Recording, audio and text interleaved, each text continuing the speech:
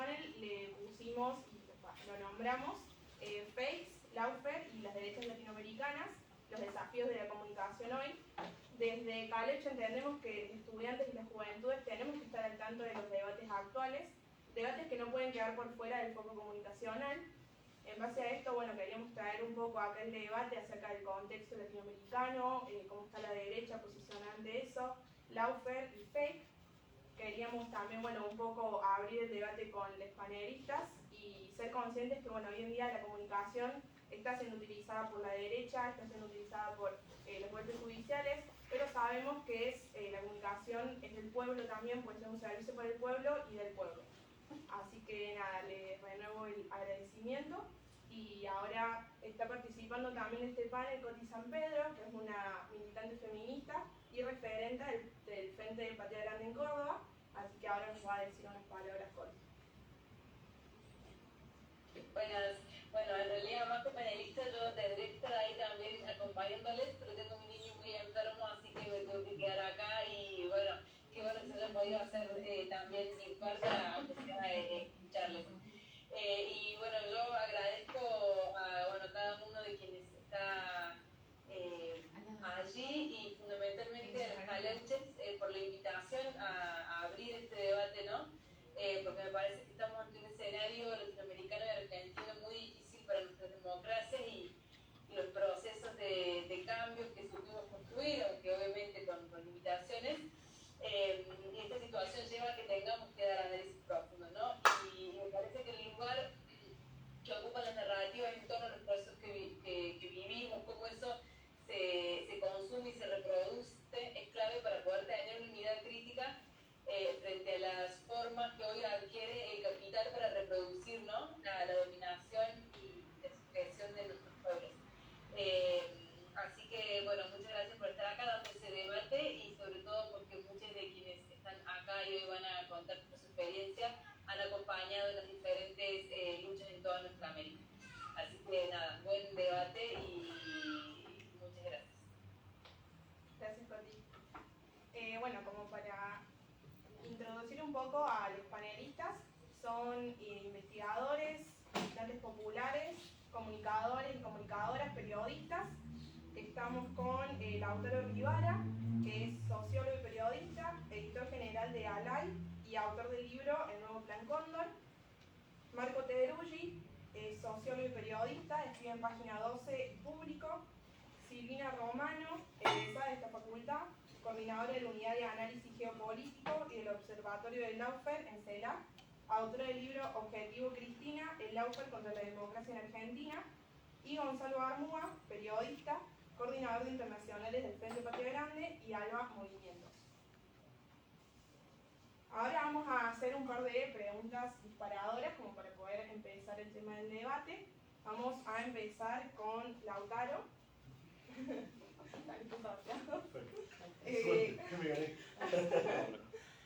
Bueno, hablando un poco del mapa latinoamericano y la geopolítica, el Lawfare en América Latina, ¿qué sentido sobre la democracia proponen las derechas en América Latina? ¿Qué parece? Me gusta este formato de preguntas a quemarropa, está bueno. A ver, el debate de la democracia es un debate que quizás solemos reducir un poco a nuestro escenario argentino o a lo sumo al escenario del Cono Sur, pero es un debate bastante viejo en toda nuestra América, digamos. Creo que a veces pecamos de cierto excepcionalismo argentino y nos cuesta un poco vernos en el espejo de lo que pasa en otros países de la región. Los diferentes países de América Latina han tenido transiciones democráticas más complejas, más incompletas, más contradictorias. En Argentina tuvimos una particularmente amable, si se puede llamar así, aún con todos sus traumas y dificultades que no estoy negando, si consideramos que por lo menos nuestra dictadura cívico-militar tuvo una caída bastante estrepitosa, digamos. Realmente la dictadura cayó, implosionó. Obviamente fue asediada por movimientos sociales, por sindicatos, por organismos de derechos humanos, pero podemos marcar un fin de la dictadura en una fecha bastante clara y emblemática, con toda certeza. Eso no pasa en el conjunto de nuestra América, digamos. Hay países que todavía están debatiendo de si, en qué sentido sus dictaduras terminaron o todavía perviven. En el caso de Chile es un ejemplo bastante emblemático, ¿no? Con una constitución pinochetista que sigue rigiendo los destinos de la vida nacional y que ni siquiera pudo todavía ser modificada pese a haber tenido una insurrección popular formidable con más de 2 millones de personas en las calles del país.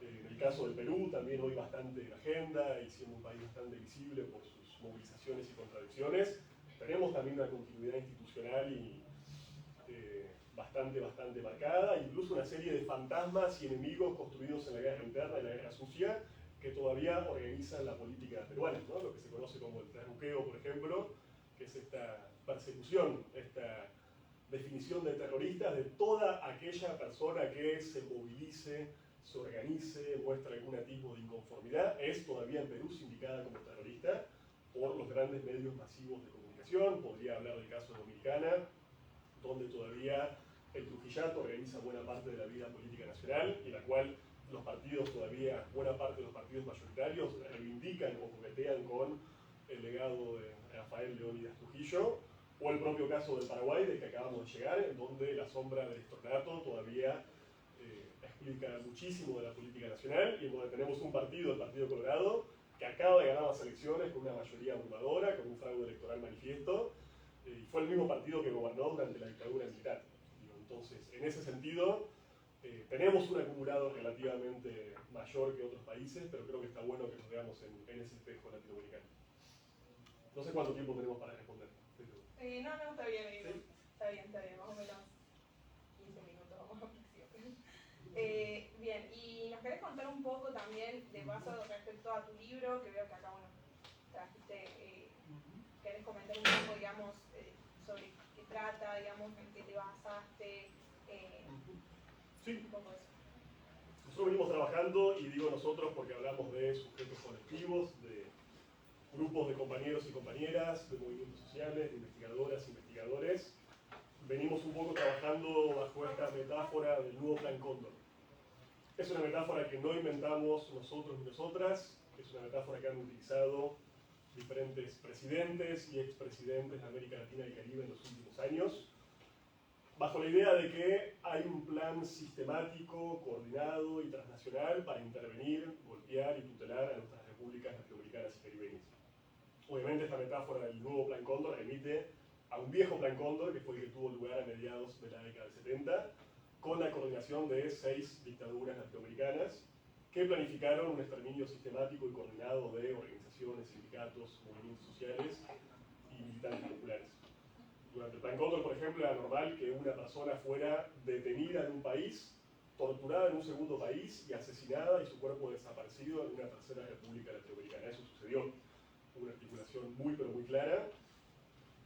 Respondió, por supuesto, una serie de orientaciones y de políticas contrainsurgentes impulsadas por los Estados Unidos, que tenían como fin romper las resistencias, quebrar las utopías emancipatorias del continente y, por supuesto, instalar a sangre y fuego las políticas neoliberales. Las políticas neoliberales en América Latina, pero también en Indonesia, pero también en Estados Unidos, en Inglaterra, en todos lados, fueron impuestas de forma violenta. No hay ningún país en el cual el neoliberalismo se haya elegido de forma democrática o consensual. Nadie votó neoliberalismo, nunca, jamás, en ningún lugar del planeta, por lo menos en esa primera fase, que tuvo como ideólogos a los llamados Chicago Boys, a la escuela de Chicago, que actuó en Argentina, en Chile, en Indonesia, en muchísimos países de forma coordinada. Obviamente, ese Plan Cóndor impulsaba un tipo de golpe de Estado clásico que era más o menos identificable y que todos y todas conocemos y podemos ver con facilidad, ¿no? Esta idea de apoyar alguna fuerza o alguna facción de las fuerzas militares, la declaratoria de estados de sitio o estados de excepción, la política de persecución, como les decía, sistemática de los militantes, la presencia de algún tipo de junta militar y la declaración de un gobierno de facto que indefectiblemente era apoyado y estimulado por los Estados Unidos por sus medios de comunicación y demás. Ese modelo de golpe de Estado clásico, tan visible, tan declarado, hoy es más bien una rareza histórica, es más la excepción que la regla. Eso no significa que los golpes de Estado hayan dejado de suceder en América Latina y el Caribe, ni siquiera en los países que tuvimos transiciones democráticas más o menos completas y más o menos exitosas.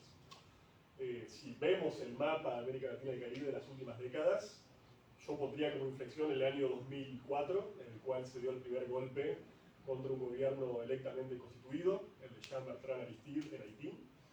hasta llegar a nuestros últimos golpes de Estado, pongámosle como fecha emblemática el año 2019, pero tuvimos hace poquitas semanas nomás un golpe de Estado, o por lo menos un intento de copar instituciones de Estado en Brasil, a una semana de la asunción del tercer gobierno de Lula da Silva. Entonces, obviamente los golpes no son cosa del pasado, pero los golpes son cuantitativa y cualitativamente diferentes a los que tuvimos en la década del 70.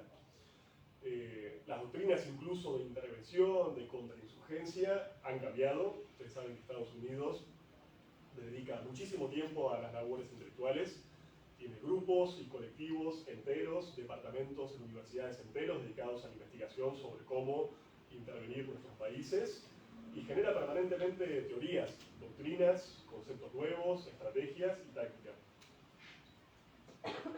Obviamente, buena parte de esas doctrinas las podemos conocer con mucha demora, cuando los documentos, por ejemplo, son desclasificados, cuando son, por ejemplo, filtrados, como fue el caso del trabajo muy pero muy importante de Wikileaks, de Julian Assange, que nos permitieron hoy acceder a una serie de materiales que nos permiten certificar cosas que más o menos intuíamos, más o menos hipotizamos, pero que no estaban blanco sobre negro escritas en el papel. Hoy tenemos muchos de esos documentos. Hoy sabemos de la articulación golpista de medios de comunicación, de la instrumentalización de confesiones religiosas, de grupos de fundamentalismo religioso, de la utilización del paramilitarismo y el sicariato como estrategias de control territorial. Sabemos que ONGs transnacionales son instrumentalizadas para fungir como una especie de rama civil de los golpes de Estado y de las políticas imperiales. Y en ese marco lo que intentamos en este libro, bajo esta idea del nuevo Plan Cóndor, es empezar a estudiar esas estrategias, a mapearlas. Tenemos, por ejemplo, un capítulo excelente, no voy a profundizar en eso porque Silvina seguramente va a comentar. Ella escribió junto a otros compañeros y compañeras, donde profundiza las estrategias del Lawfare, que no tiene sentido que las pensemos solamente como problemáticas nacionales. El Lawfare no es un problema argentino, ni brasileño, ni ecuatoriano. Es un problema estrictamente regional y crecientemente global, que se aplica de manera sistemática. Entonces eso, básicamente convocamos una serie de investigadores, de investigadoras, convocamos también a militantes y dirigentes sociales porque nos parece que los movimientos sociales tienen cabeza propia, piensan con cabeza propia y permanentemente están analizando y sistematizando la realidad en la que viven y en la que luchan. Y nos parecía que ese mix de investigadores, investigadoras, militantes, dirigentes, comunicadores nos permitía tener una especie de cerebro colectivo de masa crítica para realizar estas formas de intervención y para que quizás algunos de nuestros países y algunas de las problemáticas que enfrentamos las podamos ver en el espejo de nuestros vecinos latinoamericanos y caribeños. Incluso convocamos expresamente a gente de diferentes países a trabajar las mismas problemáticas.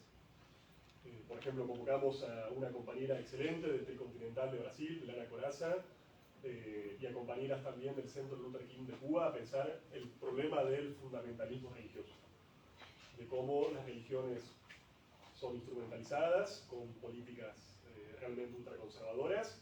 Y ese cruce nos permitió ver cosas que incluso las propias personas que iban a escribir y analizar no habían pensado. Che, eso que pasa en Cuba está pasando en Brasil, mirá qué interesante. O ese tipo de resistencias que están ensayando en Colombia también la estamos trabajando en México. O el tema del Lawfare siguió mecanismos muy parecidos en la Argentina y en Ecuador, pero también con los movimientos sociales del Perú. Nos parecía que ese tipo de cruces permitía justamente eso, ¿no? Desnudar que estamos en presencia de un plan sistemático. Y que además, y hay que decirlo y reconocerlo, está teniendo bastante eficacia, una eficacia relativa bastante alta, hasta el punto de que tuvimos algunos golpes de Estado y algunas tentativas de intervención que no logramos caracterizar como tales, incluso en el mismo momento en el que se estaban desarrollando. Puntualmente con Fernando, que fuimos que coordinamos y empezamos a convocar este libro, nos preocuparon dos acontecimientos bastante dramáticos de los últimos años en nuestra América. Uno fue, recordarán, incluso lo dejo a propósito porque sé que Marquito estuvo por ahí, el intento de invadir Venezuela desde la frontera colombo-venezolana para presuntamente llevar ayuda humanitaria que Venezuela no había reclamado a través de una serie de camiones que tenían que pasar el puente en la frontera binacional. Un festival. Con un festival que le dio como una especie de pátina cool, chévere, de legitimidad, incluso de algarabía. Fue el golpe de Estado y la ocupación más alegre del mundo. Con Bad Bunny de fondo. Con Bad Bunny de fondo. Digo, para que vean también la perversión de estos mecanismos, ¿no? Uno, ni la izquierda más audaz se permitiría pensar algún tipo de tentativa revolucionaria mientras hace un concierto con músicos o algún tipo de actividad cultural de masas. Eso fue un hecho realmente preocupante. Obviamente este tipo de narrativas de la ayuda humanitaria generan mucho desconcierto, ¿no? ¿Quién podría estar en contra de que un país reciba ayuda humanitaria? ¿Quién podría estar incluso en contra del propio concepto de humanitario? Bueno, evidentemente estos poderes fácticos tienen la capacidad de instrumentalizar narrativas con sentidos bastante, pero bastante perversos. Incluso esta idea de lo humanitario, del intervencionismo humanitario, lo charlamos estos días, es una estrategia, es un concepto que ni siquiera es que solamente manejan las usinas de pensamiento norteamericano o que solamente trabajan la CIA, la USAID o el Departamento de Estado. Las propias Naciones Unidas han tomado ese concepto y lo han habilitado y lo han permitido. O conceptos como esta responsabilidad de proteger, con la cual se justificó la ocupación de Haití por las tropas de la Junta, de las cuales Argentina y la mayoría de los países latinoamericanos lamentablemente fuimos parte. Entonces, ese acontecimiento, ese intento de ocupación de Venezuela de un país vecino y hermano, fue un hecho que nos pareció bastante significativo. Y el otro hecho fue el golpe de Estado en Bolivia en el año 2019, que si ustedes recordarán también estuvo encubierto una serie de narrativas muy pero muy complejas, que empezaron con una especie de denuncia de fraude electoral al propio gobierno, al MAS, que estaba revalidando sus candidaturas a través de la figura de Evo Morales.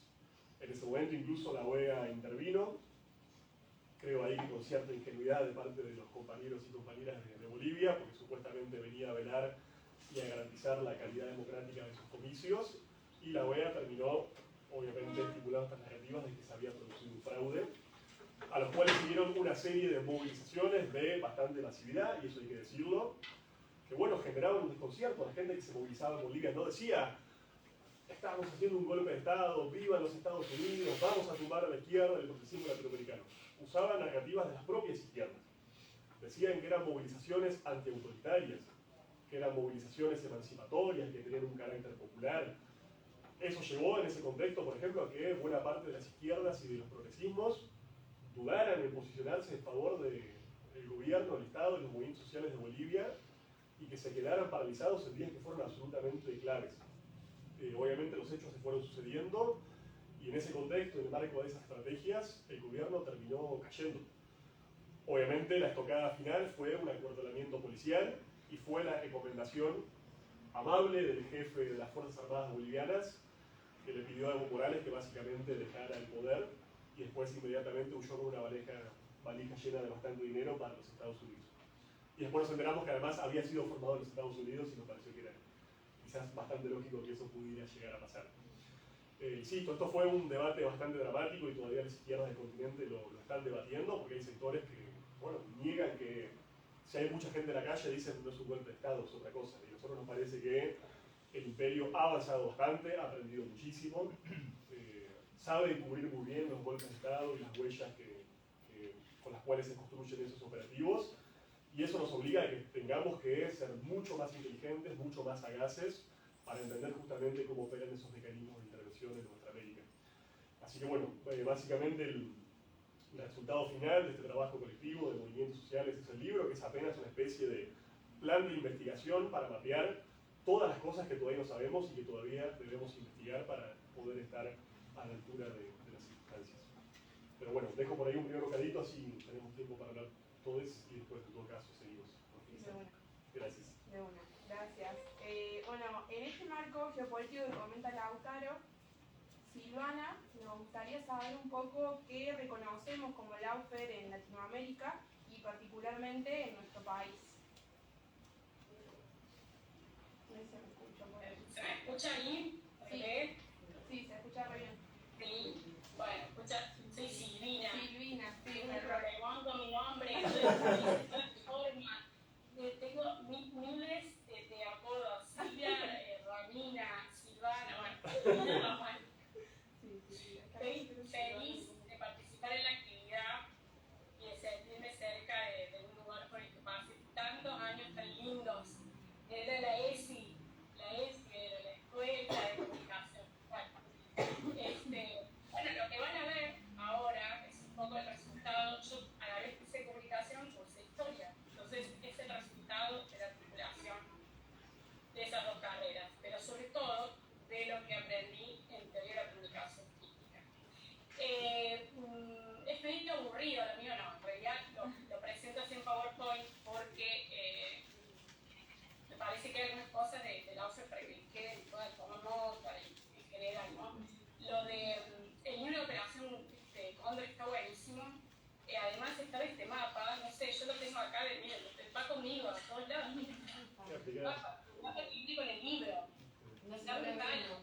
nos estamos viendo. Vemos la pantalla, ¿no? Bueno, después Estamos viendo el Power.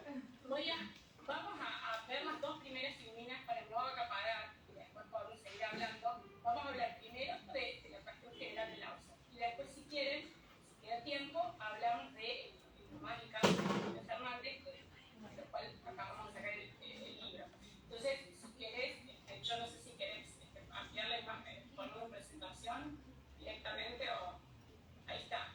Bueno, les voy a dar una definición del Lauser. Dice que no ha quedado definiciones, no importa, vamos a ser prácticos.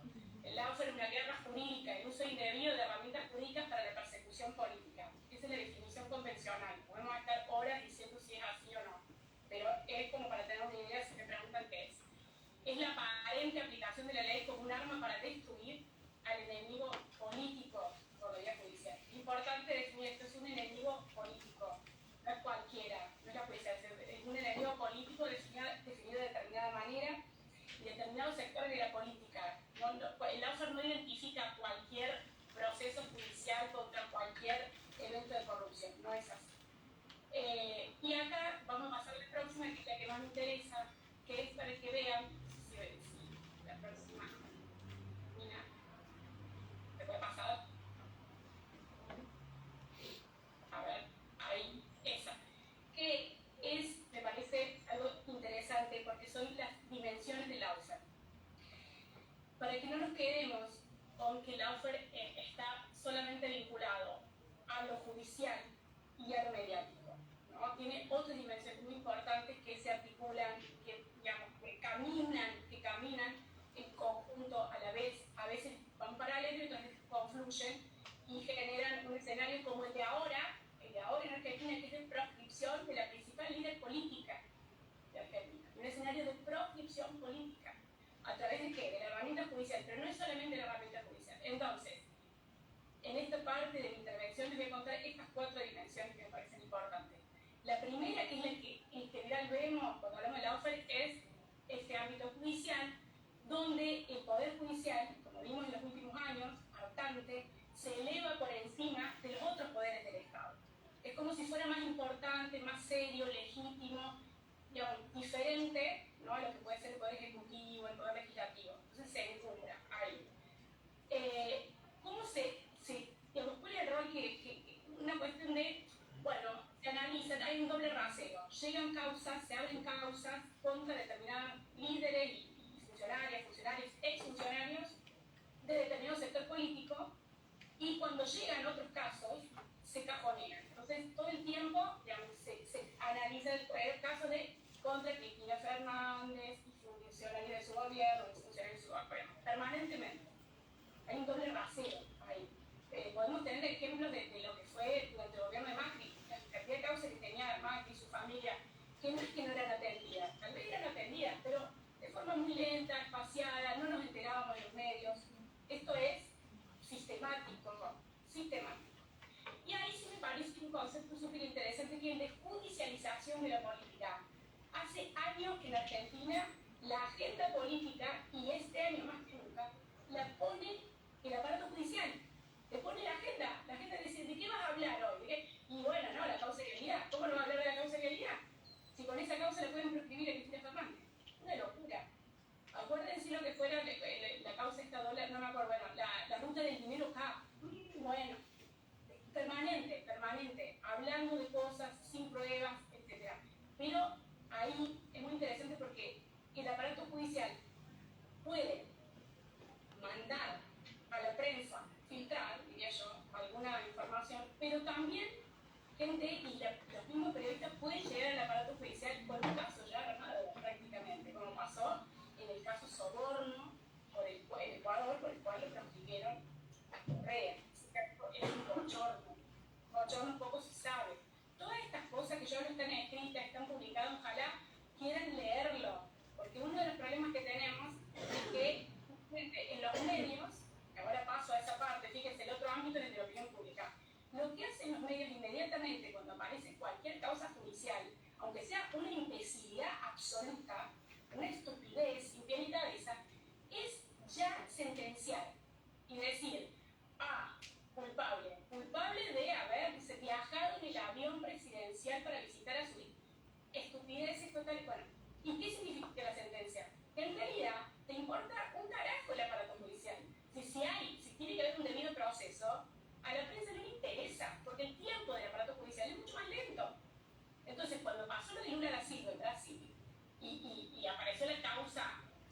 triplex de Guarujá, que es por la cual lo incriminan a él, ¿no? A Lula particularmente. Pero ya veníamos en el marco de la mega causa judicial, el Lava Jato, un escándalo total, todo corrupto, el Partido de los Trabajadores, todos unos choros, bueno.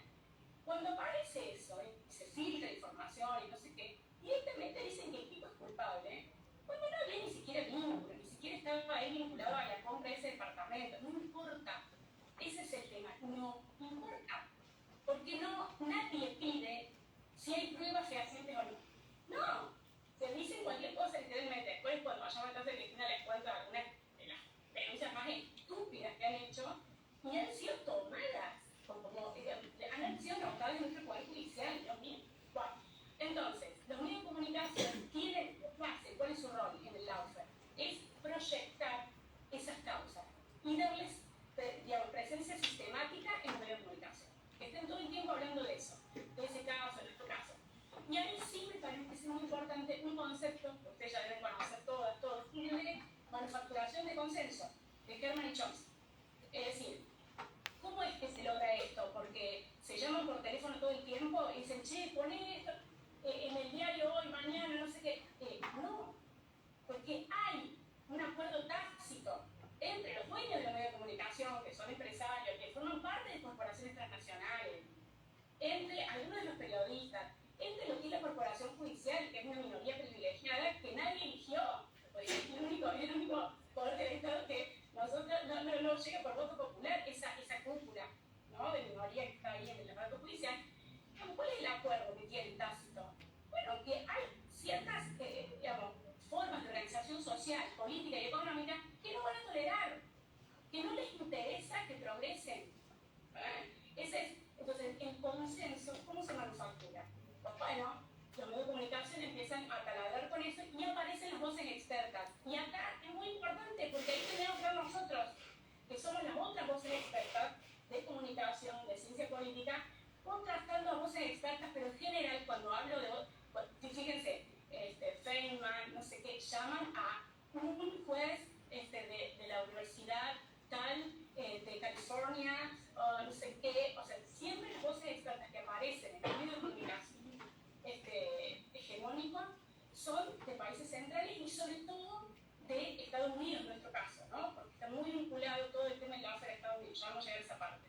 Pero eso de las voces expertas es clave, porque le hacen creer a la gente que, claro, como alguien del Wilson Center o del Council Relation, de no sé qué, o el Inter-American Dialogue, van a estar mintiendo. Pues sí, no es que mientan, es que ellos tienen una verdad que es muy diferente de la nuestra y nunca pidieron para las causas de corrupción contra líderes progresistas, nunca tuvieron pruebas.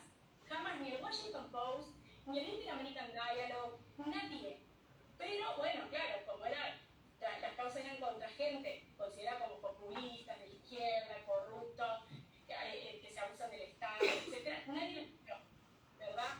Entonces, lo que se genera en los medios de comunicación es la desacreditación no solamente del líder o la lideresa, sino de ese sector de la política, de esa noción de política que puede estar vinculada a la justicia social. No se lincha solamente una persona, no se lo criminaliza solamente, sino la idea, esa forma de pensar el mundo es denostada, ¿no? Porque claro, está representado por un choro. ¿Cómo van a creer eso, no? Entonces, el rol de los medios de comunicación es fundamental. Pero ahí vamos a otro ámbito, que es muy importante, para mí es muy importante. El económico, y desde la perspectiva de la economía política, ¿cuál es el objetivo del lawfare? Como una de las guerras por otros medios que hay, como contaba recién el compañero, tantas guerras hemos vivido en contra de cualquier proceso de cambio, ¿no? A lo largo, podemos hablar de la guerra de la emancipación, pero ponele desde la Segunda Guerra Mundial hasta hoy. Digamos, ¿qué es? ¿Cuál es el enemigo? El enemigo es la intervención del Estado en la economía. No se tolera, no se puede tolerar un Estado soberano que intervenga mínimamente en el mercado para redistribuir un ingreso de alguna manera más o menos razonable que permita una mejor calidad de vida a las mayorías.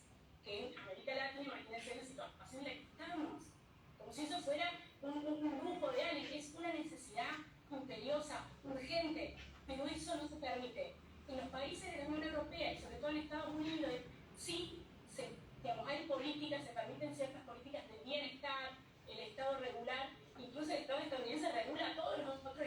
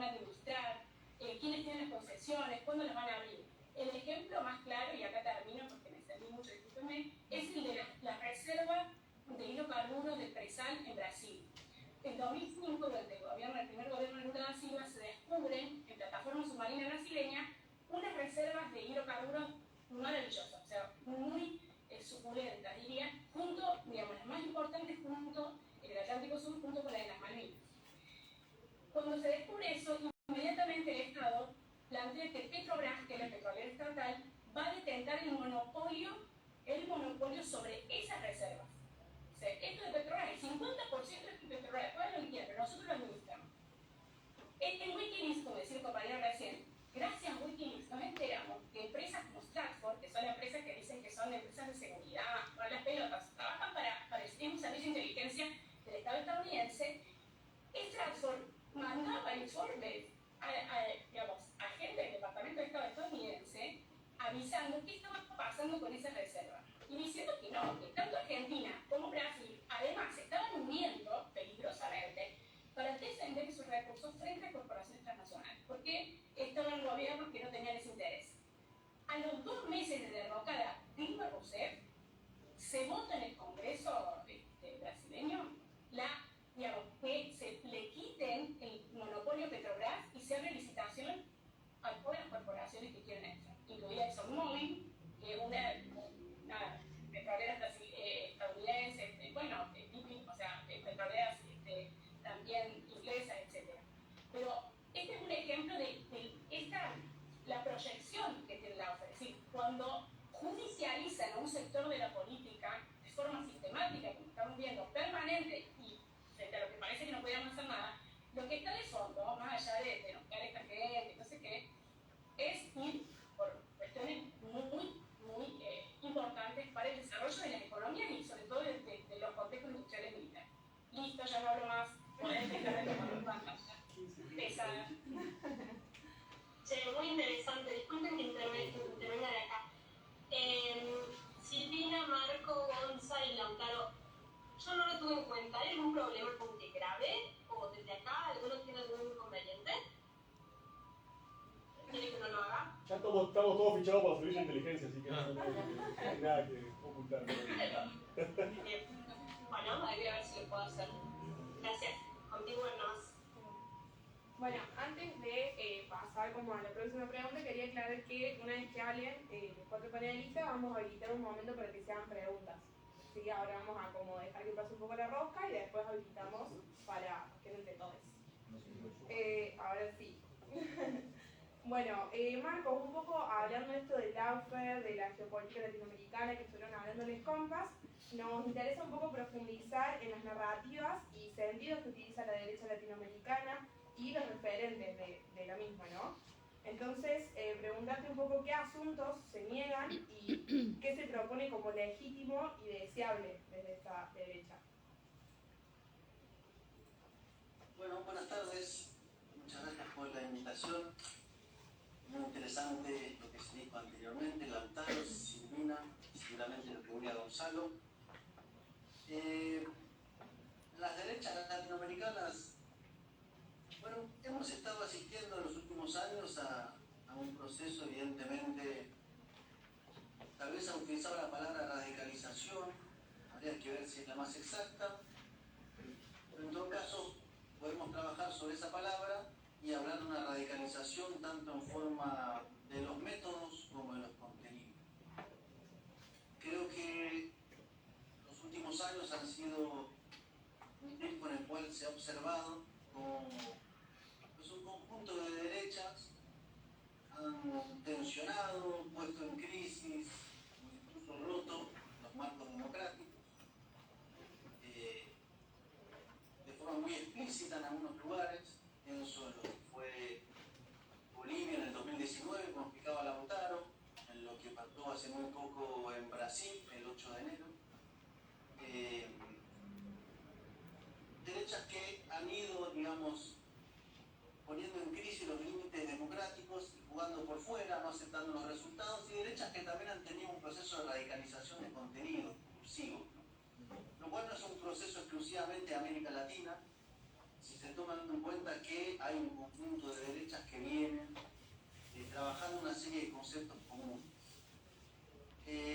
Se podría hacer una suerte como de árbol genealógico o fotografía de las familias de las derechas actuales y de sus procesos de alianza, que han sido muy dinámicas en los últimos tiempos y que tienen conexiones muy visibles. Por ejemplo, en estos días estuvo el presidente de Colombia, Gustavo Petro, en España, está haciendo una serie de actividades, creo que sigue ahí todavía, y por ejemplo Vox, que es el partido de extrema derecha española, pues se levantó y lo acusó de terrorista, y trabajó en todo un dispositivo contra Petro, que tiene mucho que ver con lo que hace la misma derecha colombiana dentro de Colombia respecto a Gustavo Petro, ¿no? Entonces, hay evidentemente articulaciones muy visibles y han venido trabajando de forma coordinada en los últimos años. Y hay varias iniciativas que mencionar. Si de parte del caso de Vox, que es la extrema derecha española, bueno, han creado la Carta de Madrid, que es una suerte de plataforma donde se han propuesto agrupar a una serie de actores de la derecha, más de derecha de América Latina. Ahí uno sigue el listado de firmas y se va a encontrar, bueno, en el caso de Argentina, con dirigentes del PRO, como Patricia Bullrich o Wolf, por ejemplo. Se va a encontrar en Chile a José Antonio Cast, que fue quien perdió contra Gabriel Boric, a Keiko Fujimori y los sectores aliados en Perú, a Álvaro Uribe en Colombia y así sucesivamente. Ha habido este proceso de articulación entre las derechas, que es una articulación que ha servido para respaldarse mutuamente.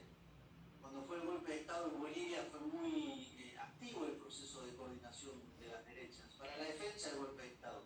No estoy hablando de la trama más oculta, sino de la trama más pública. Una vez que triunfó el golpe de Estado, fueron diputados de Vox a Bolivia, por ejemplo, a defender públicamente al gobierno de facto. Y eso ha sido muy notorio, así como en las elecciones en diferentes países, pues hay intervenciones de estas derechas, ¿no? En la última elección presidencial en Perú, tuvo, por ejemplo, además de Vox, el dirigente venezolano Leopoldo López, ¿no? Así que hay un conjunto de actores que se vienen respaldando en sus diferentes escenarios electorales o escenarios antidemocráticos. Acción u omisión, por ejemplo, en el intento de golpe de Estado en Brasil el 8 de enero, bueno, una dirigente como Patricia Bullrich nunca dijo que se oponía ni nunca nombró la cosa por su nombre, que era un intento de golpe de Estado. Entonces, ahí en primer lugar dar cuenta de este dinamismo, que me parece que ha sido explícito, que tiene diferentes líneas y tiene diferentes terminales comunes. Porque dentro de este mapa hay que poner tal vez como el lugar central el que viene ocupando la política del Partido Republicano en Estados Unidos y principalmente Donald Trump, que es un poco, digamos, la terminal mayor o central, o la desembocadura o el lugar de nacimiento de muchas de estas políticas. Hay un espacio que se llama la reunión en México hace poco, a ver si Simena me puede ayudar, la Confederación de Acción Política Conservadora, que reúne al conjunto de las principales extremas derechas de América Latina, por ejemplo, y todo eso se alinea muy fuertemente con lo que es Donald Trump en Estados Unidos.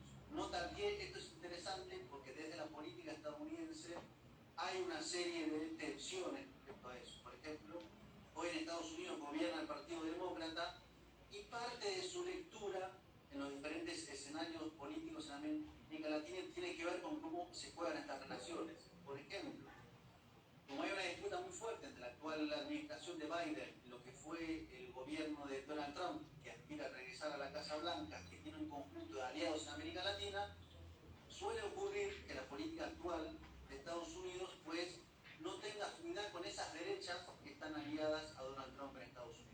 Esto, para ir viendo un poco cómo se mueve a veces la política estadounidense en el continente, pasó en el caso de Brasil muy claramente, como Estados Unidos, dentro del conjunto de variables que explican por qué no respaldaron a Bolsonaro, está el hecho de que Bolsonaro es muy cercano a la política de Donald Trump. O sea, la política brasileña jugaba también dentro de la política estadounidense. Entonces, todo este mapa viene evolucionando, me parece que es bastante claro su avance en términos de respaldos, en términos de iniciativas comunes, en términos de políticas comunes. Uno se va a encontrar también en casi todos los escenarios electorales, para no decir todos, por un conjunto de estrategias comunes en el uso de las redes sociales. Cuando uno va a ver quién diseña esas estrategias, por ejemplo en Twitter, instalación de noticias falsas, campañas, se va a encontrar con fundaciones que suelen repetirse, ¿no?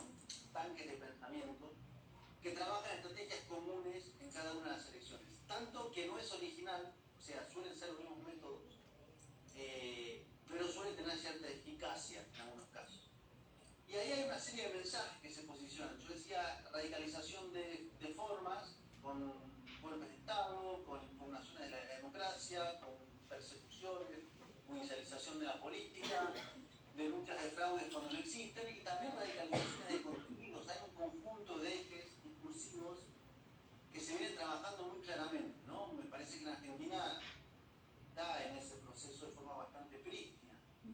Conjunto de ideas que tienen que ver con un antisocialismo o anticomunismo, lo cual es bastante llamativo el anticomunismo en esta época, porque si salvamos, para no meternos en la discusión sobre China, y vemos, digamos, dónde hay algún tipo de conferencia política, son conservadores, donde hay algún tipo de hipótesis comunista en el mundo, pues diríamos que muy poco o ninguna. Sin embargo, este conjunto de derechas vienen trabajando con la hipótesis del comunismo. O sea, Pedro Castillo en Perú iba a instalar el socialismo y el comunismo, igual que Gabriel Boric en Chile, y así parezca extraño, muchas derechas plantean que en Argentina está gobernando el socialismo, ¿no? Entonces, hay un enemigo construido que sería un enemigo socialista, filocomunista, que está avanzando y amenazando a la democracia latinoamericana. Fíjense que en todas las elecciones esto va tomando esa forma. Me parece que Milei es la expresión más clara de esa construcción discursiva. Eso se acompaña con un discurso también muy fuertemente anti-expansión de derechos, sobre todo en lo que se llama desde la extrema derecha la ideología de género. Ahí vamos a encontrar un conjunto de narrativas muy fuertes que la va a trabajar Vox, que la va a trabajar Keiko Fujimori, que la va a trabajar Milei, que la va a trabajar Bolsonaro. Algunas derechas no, y me parece que ahí tiene que ver también con saber leer las diferencias. Algunas derechas son un poco más modernas o liberales en ese tipo de agendas, pero hay un conjunto que no lo son y que tienen parte de su carga justamente en esto, ¿no? En avanzar contra lo que sería esta dictadura del progresismo que impone una serie de valores que van contra el orden natural de la sociedad, de la familia, de las creencias. Entonces, un anticomunismo, un antisocialismo, un anti, entre comillas, ideología de género, y un discurso muy fuerte en algunos ejes comunes, como la necesidad de que el Estado se retire, de que no se deba cobrar impuestos, una agenda muy fuertemente marcada sobre lo neoliberal. Que me parece que es cada vez más explícita. Ahí la UNCAM decía hace un rato que pocas veces las derechas ganaron elecciones con discursos abiertamente neoliberales, y lo que hoy en Argentina estamos asistiendo a un cambio en ese sentido, ¿no? Me parece que hay una suerte de honestidad bastante brutal que tiene que ver con un momento de mucha frustración y una insatisfacción democrática, económica, y que me parece que algunos de los discursos están avanzando más claramente sobre. Pero también un paradójico de todo esto es que no solamente hay una radicalización de métodos, una radicalización de forma, no todas las derechas. Por eso es interesante ver, en el caso de Argentina, una diferencia entre una agenda de Rodríguez Larreta, una diferencia de Bullrich, y en eso también se está jugando, no en lo económico donde se parece, pero sí en la cuestión de cómo pararse sobre agendas de derechos, por ejemplo. Mientras eso pasa, tenemos paradójicamente en muchos lugares un progresismo mucho más moderado.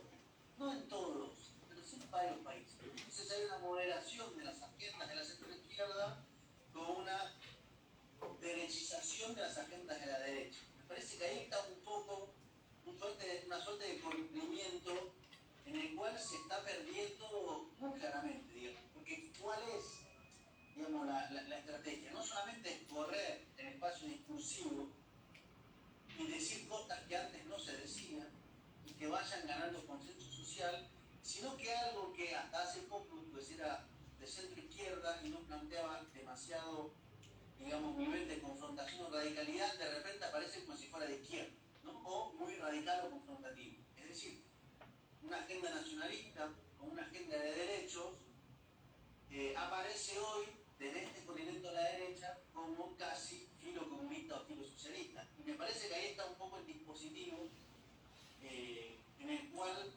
digamos, están trabajando. Esto no funciona en todos los casos, no funciona en particular ahí donde hay gobiernos o fuerzas que tienen una agenda clara y están dispuestas a aceptar lo que parece inevitable, que es que para llevar adelante algunas transformaciones pues no se puede evitar el conflicto, ¿no? Tal vez se instaló una posibilidad de modificar el status quo sin confrontación, sin conflicto, solamente con un procedimiento de negociaciones, de buenos tratos y modales, y de intentar acercar las partes. La realidad está demostrando que eso no funciona así. Les recomiendo que sigan atentamente lo que pasa en Colombia, donde justamente hay un gobierno que tiene una agenda de reformas muy claras: reforma agraria, reforma laboral, reforma pensional, reforma tributaria, reforma de salud, que intenta negociar, que intenta construir mayoría parlamentaria, pero al no poder hacerlo también apela a los mecanismos de la movilización, de la presión extraparlamentaria, pero que implícitamente acepta de que no hay posibilidad de transformar si no hay un nivel de confrontación, que no es una apología a la confrontación per se, sino que hay un conflicto inevitable a la hora de transformar las cosas, ¿no? Y que inevitablemente la derecha, en particular en Colombia, va a ser agresiva, va a tener actitudes seguramente antidemocráticas, lo va a acusar de comunista, en este caso de terrorista, porque hace mucho tiempo estuvo en un movimiento armado, y que eso es inevitable. Y que ahí me parece que lo interesante es que no cae en el dispositivo paralizante, que es esta suerte de dispositivo acusatorio permanente, que en el caso del gobierno argentino, por una parte de ese gobierno, ha sido muy eficaz. Porque cualquier cosa que se hace es presentado como si fuera extremadamente radical, ¿no? Entonces, yo pensaría las derechas por ese lado, y creo que esta evolución es, como decía al principio, es un proyecto bastante, no sé si global, por lo menos occidentalmente global. O sea, la tenemos en Estados Unidos con el caso de Donald Trump, la tenemos en España con Vox, la tenemos en Italia con Meloni, la tenemos en Francia con Le Pen. Algunas son de extrema derecha más viejas, otras un poco más recientes, todas de conjunto están no necesariamente triunfando, pero sí ganando terreno en un escenario de crecimiento de la desigualdad, una gran insatisfacción respecto a lo que ofrece la democracia y una explicación de las razones de por qué el mundo está como está y soluciones ante eso. Y creo que eso tal vez es lo que más debería llamar nuestra atención. Cómo logran estas fuerzas de extrema derecha muchas veces presentarse como fuerzas que explican por qué existe la desigualdad y cuáles son las soluciones. Y tal vez la pregunta desde las izquierdas, de los progresismos, los movimientos nacionales y populares, es cómo justamente ser quienes dan respuestas y explicaciones a las situaciones que estamos viviendo. Partiendo de la premisa de que la desigualdad está en un franco ascenso y crecimiento, de que esto hace cada vez más difícil vivir en numerosos de nuestros países, no solo en América Latina, y que por lo tanto hay un nivel de conflictividad que es muy probable que aumente. La pregunta es quién logra trabajar sobre esa conflictividad. Y ahí las derechas están logrando, dentro de sus intereses, cierta iniciativa. Que no hay que sobredimensionarla, pero tampoco subestimarla y ver cómo está avanzando esta tendencia, esta articulación, este dispositivo discursivo y esta política de ir cruzando líneas rojas, o verbalmente o fácticamente. Y hasta acá por hoy. Gracias, muchas gracias. Bueno, Gonza, ahora, bueno, te dejamos un poco para el final, pero es porque queremos charlar con vos después de la caracterización, digamos, que hicieron los compañeros sobre, bueno, el rol de los movimientos populares, los desafíos de cara a este contexto y qué respuestas emergen frente al lawfare. Bueno, qué difícil cerrar la ronda después de todas las exposiciones. Voy a tratar de retomar algunos elementos que ya plantearon los compañeros, las compañeras, y ahí plantear los desafíos más en el plano comunicacional, trayendo algunas de las discusiones y definiciones que trabajamos incluso con Marcos el año pasado en un encuentro que hicimos de distintos medios, de comunicadores, de procesos de comunicación popular de distintos países del continente, justamente para analizar y pensar también cuáles son las respuestas frente a este escenario, ¿no? Un escenario que podríamos decir tiene en la comunicación, en el fenómeno comunicacional, un eje de su gravitación, ¿sí? Y estamos hablando de un escenario o de un contexto que tiene que ver con una crisis capitalista, que recién Marco lo decía, que no está pudiendo ser abordada por ninguna de las fuerzas o expresiones políticas que van desde la derecha, del centro, la izquierda, el progresismo, porque básicamente es una crisis sistémica. ¿sí? Que me parece que está bueno poner el problema ahí. Es una crisis que tiene, por un lado, su aspecto económico, pero también tiene un aspecto que es civilizatorio y que está atravesado también por un desorden en el sistema internacional, el sistema mundo, ¿sí? Sobre todo a partir de la emergencia de nuevos polos de poder.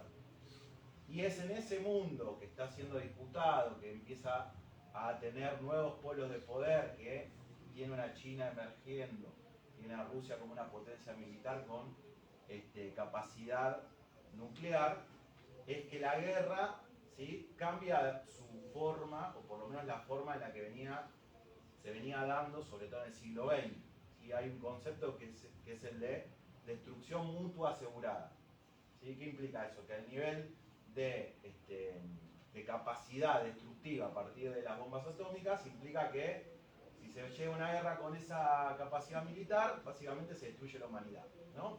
Y es a partir de ese límite que se llega con las bombas nucleares, sobre todo en los años 50, 60, que se empieza a tejer nuevas formas de intervención y de guerra. Pero sobre todo en las últimas décadas, y para ubicarnos más en el tiempo, en los últimos 10 años, ¿sí?, esa intensidad en la disputa por el sistema mundial, esa crisis económica, financiera, ecológica y civilizatoria, sobre todo de Occidente, lleva a una incrementación, ¿sí?, o por lo menos una aceleración de las estrategias de guerra que algunos autores denominan como guerra híbrida, ¿sí?, que es la aplicación de distintas herramientas, la utilización de medios de comunicación, de los poderes judiciales, del conocimiento antropológico, psicológico, por parte de estos tanques de pensamiento, sobre todo en Estados Unidos, en la OTAN, para hacer daño a una población civil del enemigo. Sin que eso tenga, ¿no?, todas las consecuencias de una guerra tradicional, ni los gastos, ¿no?, porque en ese sentido los que están pensando este tipo de guerras están viendo cómo disminuir los costos, ¿no?, en el plano bélico y sobre todo los costos políticos que implica la guerra, sobre todo en Estados Unidos, muy golpeado, ¿no?, después de la guerra de Vietnam, ¿sí?, donde un movimiento civil dentro de su propio país, ¿no?, fue el que presionó y generó todo un movimiento incluso de izquierdas y populares dentro de Estados Unidos, y esa cuenta la sacaron muy rápido, ¿no? Las guerras después de Vietnam tienen un componente comunicacional y psicológico muy fuerte.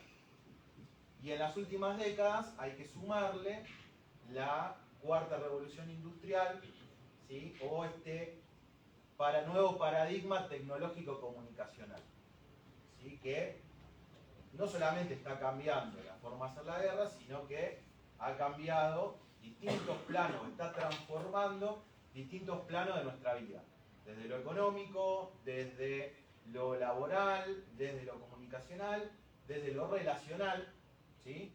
Entonces tenemos una mediación tecnológica comunicacional, ¿sí?, que va a atravesar distintos planos de nuestra vida. Desde, podríamos decir, que nos levantamos mirando los mensajes de WhatsApp, ¿sí?, hasta que nos acostamos mirando alguna serie, ¿no?, de Netflix, de Amazon o lo que sea, ¿no? Y eso sin pasar porque en Instagram estuvimos publicando el cafecito que nos hicieron con el decorado ese que te hacen con el coso, o ¿sí?, tratando de comunicarse con nuestros amigos, familiares, etcétera, etcétera, acelerado por la pandemia que puso sobre la mesa todas estas nuevas tecnologías. Entonces, la comunicación, que siempre fue, sobre todo los medios de comunicación masivos, tuvieron un rol central en la disputa de poder. Si ustedes estudian comunicación o ciencias sociales, saben que los medios de comunicación no solamente reflejan la realidad, sino que expresan una correlación de fuerzas social y al mismo tiempo construyen la correlación de fuerzas, ¿no?, a partir de la construcción de símbolos, de signos sociales que permiten interpretar la realidad. Si a eso le sumamos un momento de crisis, ¿sí?, donde la disputa por el régimen de verdad, para decirlo en términos más comunicacionales, pero que básicamente tiene que ver con ¿qué carajo hacemos con un mundo en crisis? Hay que adelantarnos a dar la respuesta frente a estos problemas porque potencialmente puede derivar, ¿sí?, en una crisis del orden y la emergencia de fuerzas alternativas al orden capitalista. No solamente al orden neoliberal, sino que ponga en jaque el orden del sistema mundial, al neoliberalismo, a la hegemonía norteamericana y al capitalismo como sistema. Por eso hay un apuro y una violencia tan fuerte de parte de esto que Marco decía, las nuevas derechas que radicalizan, que ven el comunismo en todos lados, tal vez no como una expresión presente, pero sí como una expresión potencial que tienen que empezar a anular, ¿sí?, dentro del régimen de perspectiva de futuro. O sea, si lo anulo desde ahora, ni siquiera le doy la perspectiva que pueda llegar a desarrollarse, o al menos que las ideas de justicia social, de distribución, de soberanía de los países del sur global, ¿sí?, si las empezamos a anular ahora, cuando tengamos más premura por esos recursos cada vez más escasos, bueno, vamos a tener más fácil la tarea. Y en ese contexto es que estamos discutiendo cómo, o por lo menos de los movimientos populares, bueno, ¿qué hacemos con esto? ¿No? Parece que el monstruo es demasiado grande.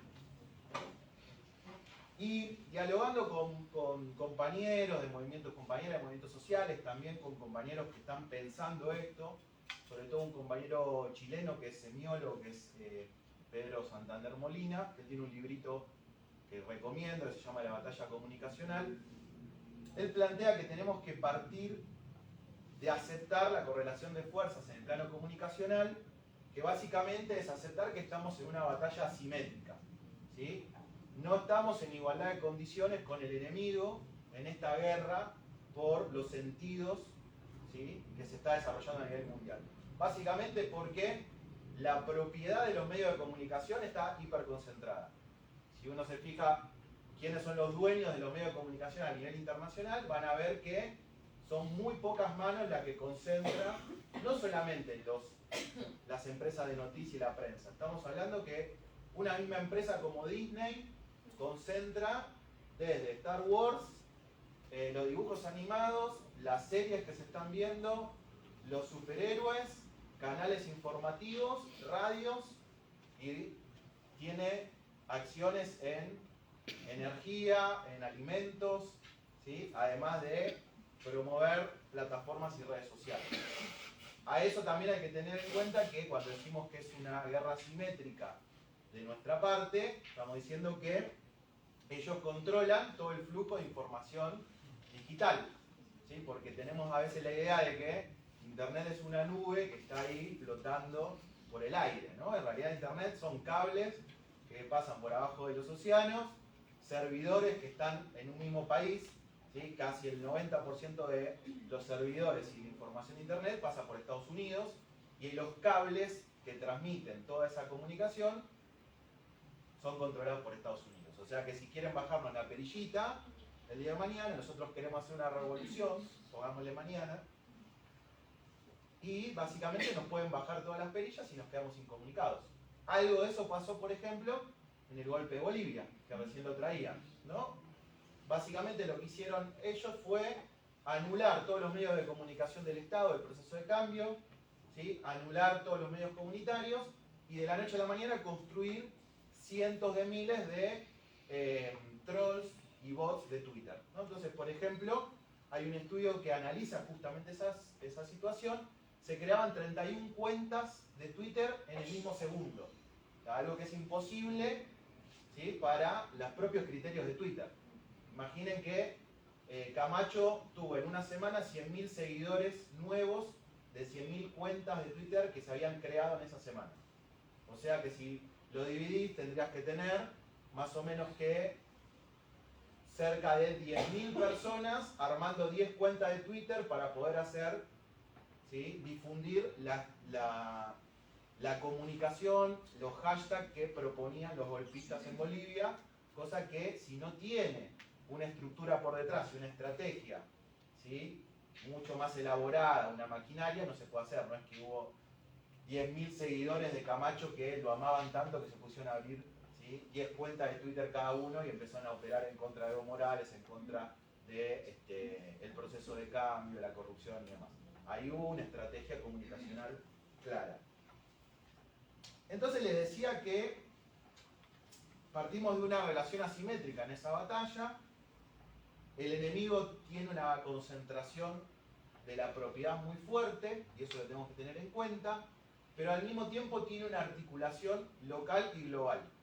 ¿Sí? No es solamente medios masivos de comunicación, no son solamente medios masivos internacionales, sino que articulan las redes sociales, los dispositivos comunicacionales masivos. Entonces puede aparecer un Twitter que se levanta en un medio de España como una denuncia, esa publicación en el medio de España lo levanta un personaje mediático, como puede ser Patricia Bullrich, y dice, mirá, acá hay una denuncia contra Evo Morales.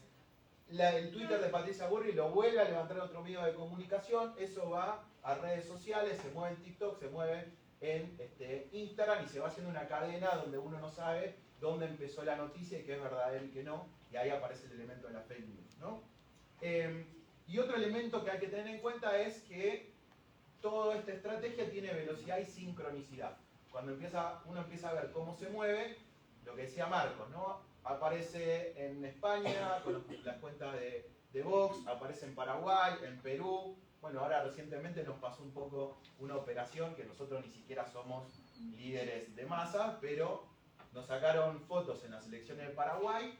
Eso enseguida lo subió un troll que sigue a Patricia Bullrich en Argentina. Eso lo tuiteó la derecha peruana, que también nos odia por el informe de derechos humanos que hicimos en febrero-marzo, y enseguida eso es movido por un medio de comunicación de Argentina que dice que la gente de Grabois anda desestabilizando los países donde gobierna la derecha. Fíjense que es, lo cual es verdad en parte, pero no gracias a nosotros, sino por el desastre que hacen en su propio contexto. Y otra característica que me parece interesante nombrar tiene que ver con esto que les mencionaba, el contexto digital, que en muchos casos los movimientos sociales recién estamos llegando a esa discusión. Todavía estamos pensando cómo discutir con los grandes medios de comunicación, en muchos casos queremos, ¿no?, hacer como una especie de política espejo. Entonces, bueno, ellos tienen grandes medios, nosotros tenemos que hacer medios de comunicación, entonces queremos hacer el estudio de televisión, el estudio de radio y demás, cuando ya el escenario cambió, ¿no? Y nos están ganando con todo lo que es el mundo digital, y nosotros también entrando a veces en ese debate pensando que muchas veces copiando los criterios, ¿no?, y la lógica de esa comunicación podemos llegar a hacerle un poco de guerra, y nos contentamos de decir, uy, mirá, me retuitearon 300 personas, estoy cambiando el consenso en la sociedad, ¿sí?, cuando ellos están articulando dentro de una estrategia que básicamente es parte de una maquinaria de guerra, ¿sí? Y en ese plano hay que empezar a estudiar también lo que los teóricos de la OTAN ya están mencionando como, o están conceptualizando como guerra cognitiva, ¿sí? Hace uno o 2 años, ¿sí?, los tanques de pensamiento de la OTAN publicaron un documento que habla de la nueva fase de la guerra, y ellos plantean que no es solamente el escenario de guerra en el mar, en el escenario terrestre, el escenario aéreo, el escenario espacial y cibernético, sino que lo que viene por delante a través de la inteligencia artificial, las ciencias cognitivas, el desarrollo de las redes sociales, etcétera, etcétera, es la batalla por el cerebro del ser humano. Es decir, la modificación de los parámetros de interpretación de la realidad para ganar guerras sin disparar un tiro, ¿no? Entonces, no necesitas generar solamente fake news o una guerra comunicacional, sino que es un proceso a largo plazo donde se modifica el marco interpretativo. Entonces el individuo es lo primero, el Estado está mal, un poco lo decía Silvana, ¿no? No tiene que haber intervención del Estado, todo lo que gano es por mi propio esfuerzo, ¿no? O sea, toda una serie de paradigmas que cuando vos le decís, che, está bueno que haya derechos para todos, no quiero, no me interesa. Che, está bueno que defiendas tu soberanía. No, a mí me chupa un huevo la soberanía si yo estoy pensando en otra lógica, ¿no? Yo quiero matar a todos los que me caen mal, ¿sí? Entonces vos le decís, no, che, la violencia no está buena, no discrimine. Dice, no, si para mí es parte de mi identidad. Está bien, hay que discriminar a los que son frágiles, que no se pueden sobrevivir, etcétera, etcétera, ¿no? Entonces ahí hay un elemento que tenemos que tener en cuenta. Y ya para cerrar esta parte, porque me quedo dando vueltas en el diagnóstico, hay sí una macroestrategia que hay que identificar, que tiene que ver con esto de que no se puede pensar un futuro alternativo, ¿no? Y básicamente tiene que ver con esta estrategia de desaliento y desmovilización. Si ustedes se ponen a pensar en todas las series, industrias culturales de los últimos años, van a ver que hay mucho de ciencia ficción, ¿no? Mucho de series de zombies, de apocalipsis y demás, y todo el futuro siempre es devastación. Es el presente extendido, ¿no? Y es sálvese quien pueda, y si tenés que matar al otro, matalo porque tenés que sobrevivir vos mismo. No hay ninguna utopía pensada en la industria cultural. No hay ningún futuro donde hay un corte radical, no hay ninguna serie que hable de una revolución donde hay un futuro igualitario, justo, que sea equilibrado con el medio ambiente. Todo es devastación, destrucción, competencia, individualismo y devastación total. Y eso creo que es parte de una estrategia de desmoralización, de desmovilización, ¿sí? Que va operando desde el presente. Que no es adrede, está planificada, ¿sí? Y que tiene que ver con esta estrategia. ¿Cómo hacemos para confrontar con esto? Bueno, básicamente, primero, la necesidad de la organización popular. ¿Sí? No hay estrategia comunicacional para contrarrestar esto si no está pensada en una estrategia política y organización. No hay posibilidad de pensarlo desde lo micro sin estar atado con lo nacional y con lo regional, si no lo pensamos en términos latinoamericanos. Tenemos que pensar también en nuevos formatos de interpelación, porque muchas veces el campo popular, la izquierda, nos quedamos en el panfleto o el análisis sesudo de todo, pero después no llegamos a interpelar mucho más que a nuestros propios compañeros, ¿no? Y ahí tenemos que ver cómo desarrollamos nuevas estrategias comunicacionales y en el plano de esta guerra que es multidimensional, tener en claro que estamos siendo parte de eso y no pensar que siempre el enemigo la tiene clara.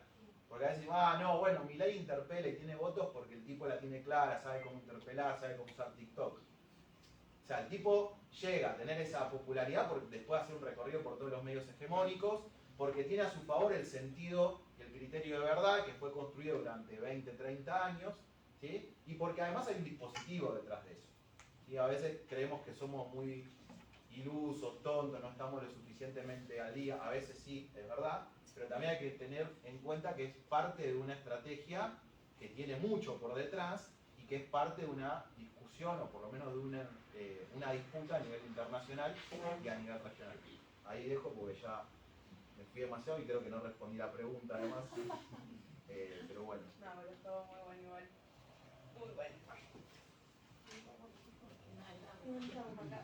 Bueno, un poco acerca de lo que hablaron los panelistas. Ahora es el momento de las preguntas. Así que si alguien tiene alguna pregunta para hacer, algún aporte, alguna intervención, puede ser, bueno, alguna puntual o hacer una pregunta en general y que les cuatro respondan, digamos. Ya sea, bueno, compas que están de manera presencial o compas que están en el Meet. Bueno, este es el momento, no dejamos pasar muchos minutos porque se hace un silencio insostenible que alguien pregunte rápido. Así que nada, esos compas están invitados a hacer preguntas. Ahora. Bueno, retomando esto que decía sobre no replicar las estrategias y al mismo tiempo esta como naturalización quizás que hay desde la juventud a esta violencia que implica la guerra de la que hablábamos, como qué pistas, qué es un poco lo que decías, o claves podemos pensar para comunicar en ese sentido como comunicadores y sobre todo como comunicadores de los campos populares. Bien. Creo que es importante entender cuáles son dentro de esas estrategias algunas de las tácticas que usan para poder contrarrestarlas. Por ejemplo, hay una que es la de la asesinato de imagen, ¿no? Que eso lo hacen, bueno, lo vemos claro con Cristina acá en Argentina, que están todo el tiempo pegándole que es soberbia, que se robó, que anda con una carterita, o sea, va desde los detalles mínimos hasta los casos, ¿no? Digamos, más extremos, que es que se robó plata, que tiene plata que la puso en un satélite, que la mandaron al espacio, ¿no? Digamos, desde lo más descabellado hasta lo más concreto. Y lo que van haciendo es, nos van descartando líderes, ¿no? Entonces, ya, bueno, Chávez lo anularon porque el chavismo, Venezuela, bla, bla, entonces hay que despegarse. Que Evo, bueno, que se quería perpetuar en el poder, que es machista, es bruto, bla, bla, bla. Que los movimientos sociales son todos planeros, que viven del Estado, y que entonces ya no hay que hablar de los movimientos, ahora hay que hablar de, hay que generar más trabajo y no tantos planes. Entonces, te van corriendo el eje y no se está discutiendo los problemas estructurales, que sí los agarra la derecha, pero les da una conclusión, obviamente, conservadora, que utiliza muchas veces la falacia argumentativa como estrategia, ¿no? La falacia argumentativa, sobre todo una en particular, ¿no? Que tiene que ver con mostrar lo que es continuo o sincrónicamente cercano en el tiempo como causa-consecuencia, ¿no? Entonces, la estrategia, por ejemplo, de el sol sale porque el gallo canta, ¿no? Entonces te cambia la causa y la consecuencia, te dice que hay inflación, ¿no? Porque los salarios son muy altos, ¿no? Entonces te empiezan a dar vuelta todas las estrategias, todas las explicaciones para llevártelas hacia sus conclusiones, ¿no? Entonces ahora de repente está discutiendo dolarización. Utilizan otra estrategia que es que todo el tiempo amplían nuestros errores, que son, digamos, ciertos, reales, existen desde el campo popular, e invisibilizan los errores de ellos. Bueno, ahí también tenemos que entender que eso es parte de una estrategia. ¿Sí? A veces, muchas veces nos creemos también parte de esas discusiones y no sabemos calibrar. Hay muchos errores que hay que criticar, pero hay parte que son también una estrategia para destruirnos, ¿sí? Sobre todo como campo popular, como organizaciones populares, hay una exaltación de los problemas, los errores. Entonces dicen, no, mirá, van a una marcha, agarran a un compañero que estaba con una cajita de Tetrabric, y entonces te muestran todo el día y te dicen, mirá cómo lo llevan, y le preguntan a otra compañera y no sabe ni por qué está en la marcha, ¿no? Y machacan, de 200.000 movilizados, te muestran a esos, ¿no? Entonces dice, bueno, mirá cómo van, al final lo llevan a todos así. Y después también creo que hay otro elemento que tenemos que tener en cuenta en estas estrategias, es que nosotros no podemos meternos en el debate como espejo, ¿no? Sino que tenemos que pensar una estrategia también híbrida, que contemple la disputa en las redes sociales, también pensar dispositivos propios, ¿sí? Porque muchas veces nos adecuamos a las estrategias dentro de los dispositivos del enemigo y nos lo pueden bajar. Eso ya pasó, por ejemplo, en Nicaragua le bajaron todas las cuentas de Twitter de todos los sandinistas, previo a las elecciones, ¿no? O en Venezuela le bajan las cuentas a todos los compañeros cada vez que hay elecciones y tienen que andar armando de vuelta. O te bajan, como pasó ahora con la guerra con Rusia, la guerra de la OTAN, ¿no? Contra Rusia, directamente volaron a Dostoyevsky de YouTube. O sea, no es que solamente bajaron a Russia Today y perdió millones de seguidores. Creo que ahí tenemos que pensar también cómo se trabaja dentro de los mecanismos del enemigo y cómo también se piensa una estrategia para generar otros mecanismos de comunicación, volver también a la comunicación popular, al cara a cara, que muchas veces la relegamos de la organización popular, ¿sí? Y cuando digo que no hay que copiar o no hay que hacer en espejo, lo que planteo es que muchas veces ya tenemos medios populares, alternativos y demás, solo que cada medio quiere hacer el multimedio en sí mismo, en vez de pensar una estrategia de articulación como hacen ellos. Y ellos articulan la agenda.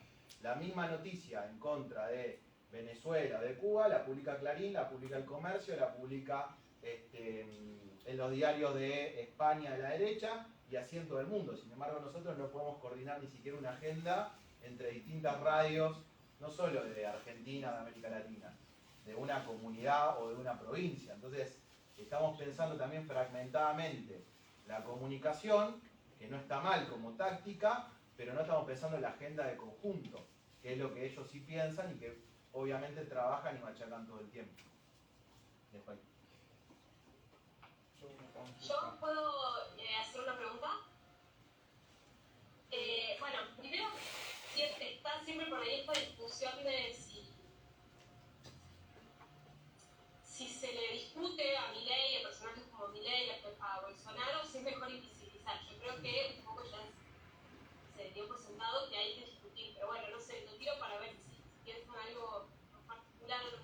eso, y después proponer que Silvina cuentes un poco lo que ibas a contar respecto de la cuestión específica de Cristina, aunque sea un poquito de eso, creo que estaba muy bueno también lo que estabas diciendo y quedó ahí capaz colgado eso, que si hay un poquito de tiempo para contar algo, está bueno, digamos.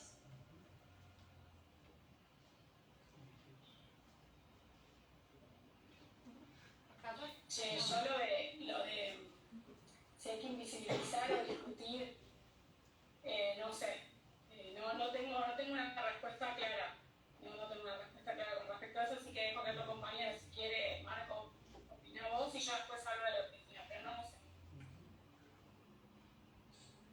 Bueno, ya que Silvina me pasa la pelota, esto es un debate, ¿no? Yo creo que depende de los momentos. No sé si hay una respuesta única. Me parece que ya primero hacerse la pregunta enuncia, digamos, un lugar de cierta como defensiva, ¿no? Me parece que es propia de lo que está pasando, de hecho. Creo que la situación en la cual se está ahora en Argentina, porque este debate se plantea incluso en televisión, en directo, ¿no? Como dejemos de hablar de Milei y de sus propuestas, también hay un punto en el cual, llegado a cierto crecimiento de una matriz que se va instalando, puede ser necesario desmontarla. Y acá tenemos un tema central. Yo hoy estaba revisando datos, digamos, sobre los alcances y la cantidad de publicaciones que existe del lado de los grandes medios, para llamarlos así, vamos a tomar TN, La Nación, Infobae, Clarín, la cantidad de publicaciones diarias, el alcance de esas publicaciones con respecto a el otro conjunto de medios. Los que se les ocurra, Página 12, El Destape, C5N. Bueno, la diferencia es muy grande, no grande, muy grande. Y esto es cuantitativo y es un dato, digamos. Hay plataformas para analizar esto, de cuánto estamos hablando,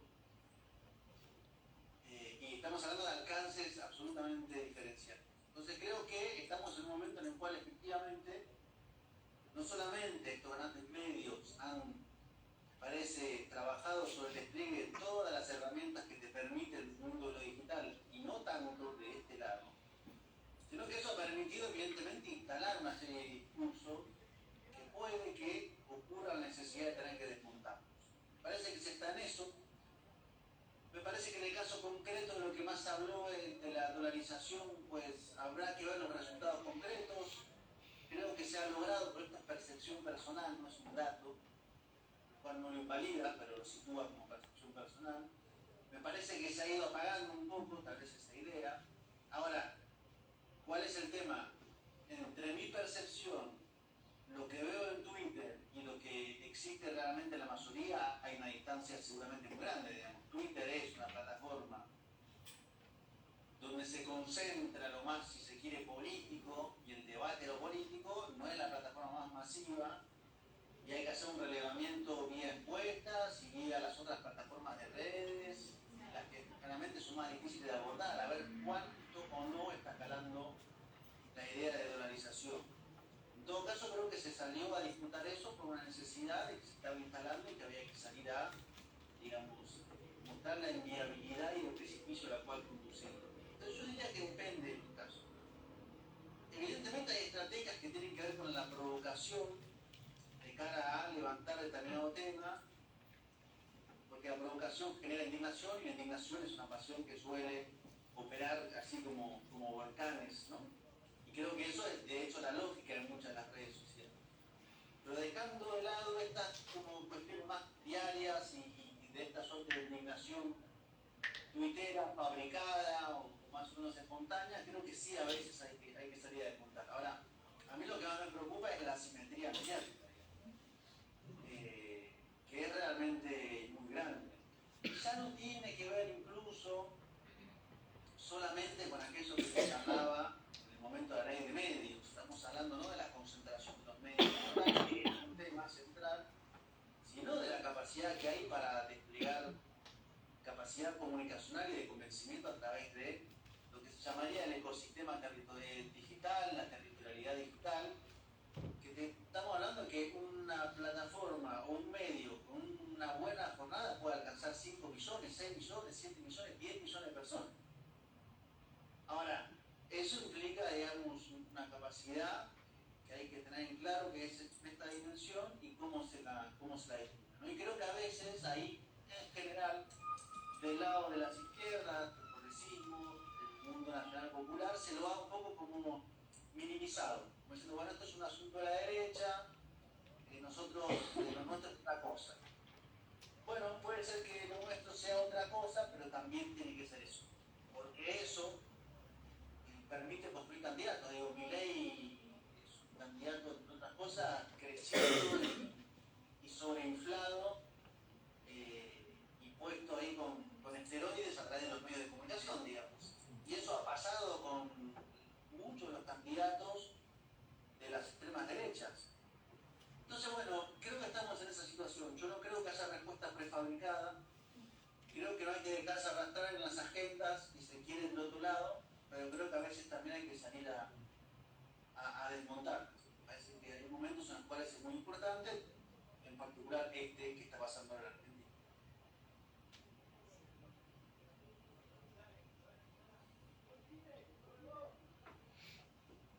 Bueno, si quieren, justo María, a colación de lo que dice Marco, lo de Cristina, si querés mostrar la presentación, no sé quién, Carlos Torres, tuvimos el CELAC, que es el Centro Estratégico Latinoamericano de Geopolítica, tenemos un observatorio de Lausanne, y la idea fue un poco, bueno, esto no, si podemos pasar, bueno, miren qué lindas las fotos, acá están los medios, ¿no? Entonces, bueno, pasalo que es deprimente. Claro, está, acá, bueno, fíjate, otra más. Hicimos un trabajo sobre las denuncias contra Cristina Fernández, ¿no? Porque sabíamos bastante lo de, se supo, como dice Marco, ¿quién supo? No sé, porque al final, página 12, no sé quién lo lee, 3, no sé, pero bueno, se trabajó mucho en la cantidad de causas que se le abrió a Cristina, que fueron, si se juntan 12 causas, entre 12 y 15 causas, ¿no? Pero no se sabía tanto qué pasaba con las denuncias, porque todo el tiempo veníamos y decíamos, bueno, esta es la causa de el futuro, ¿no? La causa realidad, pero aparecieron otras cosas y hoy te la denunciaron por tal cosa o tal otra.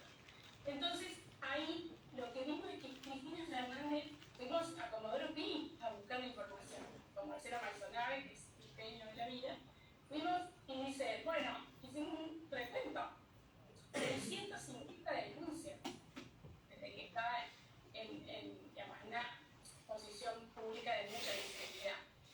Y lo que importa, las denuncias, ahora si querés pasar a la otra a ver si se ve. Bueno, miren, acá está, no sé si se ve algo, porque no sé si lo ven grabando, chicos. Bueno, una red de los denunciantes seriales. Porque además no es que, por ejemplo, 650, ahora deben ser como 670 denuncias, ya pasaron unos meses, imagínense la denuncia por cualquier pelotudez. Pero entonces, no es que hay una, digamos, 650 personas que hacen denuncias, sino que se concentran. Y siempre son más o menos los mismos los que la denuncian. Y por eso le decimos denunciantes seriales. Ahí a mí me llama la atención, sobre todo el perfil fíjense al medio, la Musa. Ese señor es muy particular. Todos estos personajes, pero él la denuncia por lo menos 73 veces, la misma persona. Y después la denuncia a través de ONGs, donde está él, ¿no? Y a su vez, cuando este tipo mete una denuncia, uno ve la denuncia misma, es que más puntual, Lazaro, Piragini y los otros también denuncian el mismo día lo mismo. Es decir, cuando intentaron decir que dicen, no, Musa es ¿cómo dice? Insane, ¿viste? Esas personas que es un obsesivo compulsivo que está ahí con lo de Cristina. No, un obsesivo compulsivo puede serlo, capaz, qué sé yo, su psicólogo sabrá. Lo que sí sabemos es que sí está en contacto con nosotros y tiene sus ONGs y tiene sus lugares donde donde le dan proyección a esas denuncias que son infames. Ahora les cuento alguna, pero lo peor de todo es que tienen espacio en la primera comunicación. Porque yo, que si hago denuncia a Macri, no sé qué, capaz que nadie me da ni pelota. ¿Sí? ¿Viste quién es? No, bueno, no. Entonces, acá el tema es grave en el sentido de cómo se va generando una pauta de acoso judicial junto con el acoso mediático, como que lo estamos viendo, y vinculado a un sector de la política que toda esta gente que ven acá es de derecha, incluso de derecha conservadora, incluso de ultraderecha. Hay gente que estuvo vinculada al partido de Aldo Rico, incluso, o sea, es complicado. O sea, ¿cuál es el lugar que tienen en la política? Fíjate la próxima. Yo esa cosa la digo. La próxima ahí, no sé si hay las denuncias más infames de este tipo. Una de las denuncias fue que acusó a Cristina Fernández y a Máximo de asesinar a Néstor Kirchner sin ninguna prueba, ¿no? Pero lo impresionante es que la denuncia esa la levanta el diario Perfil, que no es un diario, qué sé yo, un diario, no sé, no quiero ofender a nadie, pero un diario de un pueblo de Córdoba, de no sé qué, que lo lee, no, sin ninguna prueba, sin ninguna prueba. Y después, lo peor de todo esto es que este tipo usa, que estaba en el círculo de Carlos Menem, chicos, hay datos de eso, ¿no? Porque intentaron poner que este tipo es simplemente alguien que participa en política, se ha presentado miles de veces en las elecciones, se llama, se presenta en elecciones en los 70, tipo, no importa, lo que importa es el vínculo que tiene con cierto sector y que además tiene proyección lo que está haciendo. Digamos, no es que, y no fue una denuncia 76.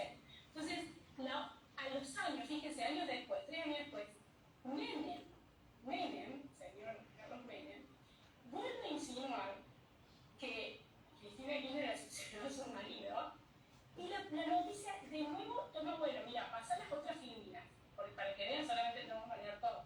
Pero fíjense, todos los diarios que toman la primera noticia, ¿no? En 2013, de diferentes lugares. No son los diarios más importantes, pero tiene su impacto, ¿no? Tiene su recorrido, diría yo.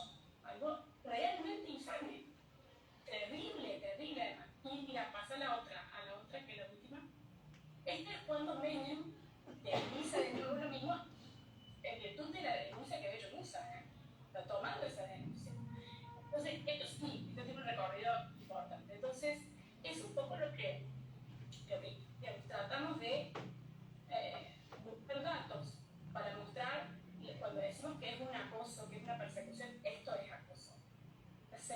Más de 650, eso es acoso.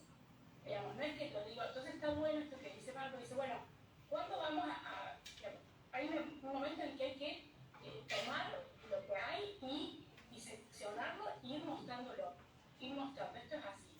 Y a mí me parece que como comunicadores uno de los roles que tenemos es hacer más claro lo que se quiere ocultar, la otra parte. Nosotros a veces, ¿vieron esa red que les mostré? A mí me gusta mucho trabajar con ese tipo de redes. Ahí está Julián Macías Tobar, que hace unas redes maravillosas también, o sea, que muestra cómo se vinculan las cosas, cómo opera todo esto. Porque si no, a mí si querés, deja de compartir pantalla. Cuando decimos, bueno, que el avance del sistema capitalista, a la gente le importa una mierda el sistema capitalista. ¿Qué es el sistema capitalista? ¿Qué es? Bueno, yo te voy a explicar. Te voy a explicar cómo una empresa X se vincula con los candidatos de determinado partido político, le financian las elecciones y después logran, digamos, abrir demandas judiciales porque tienen amigos que es juez, otros amigos que juegan con esos jueces al fútbol, lo que sea, y digamos, en esos contactos que son desde una perspectiva sociológica reales, porque se unen ahí, hay una comunidad de gente que se encuentra en determinados ámbitos en los que yo no participo. A mí nunca me invitaron a jugar con el partido de fútbol con esta gente que se encuentra en la quinta de Madrid. A mí me ven y me dicen, esta zapatosas no deben entrar. No pertenezco a ese grupo. Nosotros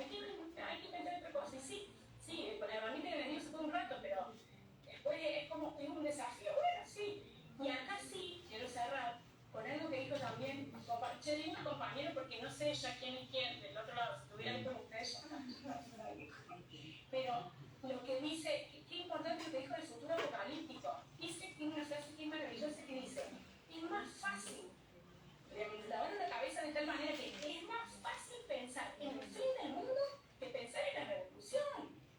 Pero el fin del mundo nos morimos todos, ¿entendés? Todos, tu mamá, todo el mundo, la revolución. No, se supone que no.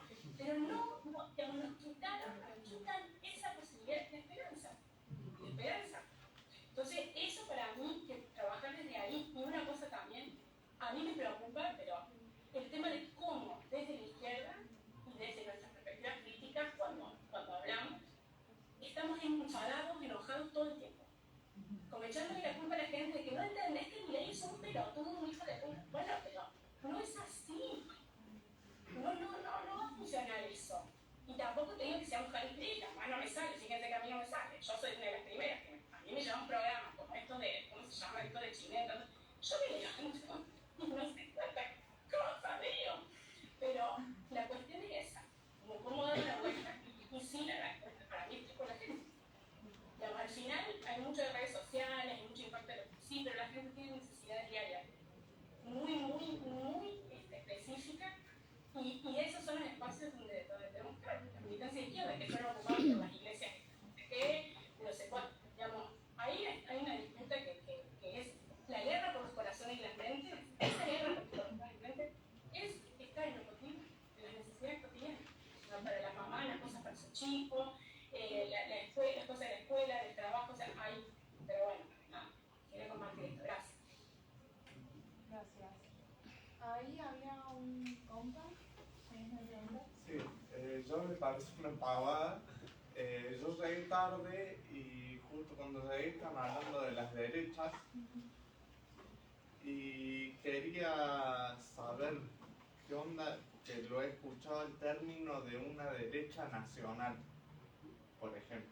¿Qué falta en Argentina, por ejemplo? O sea, estamos como... me hace...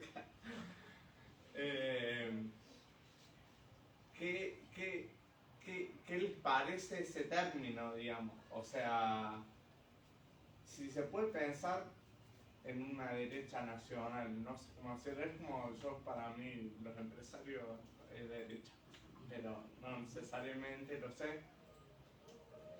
Pero es que a la hora de gobernar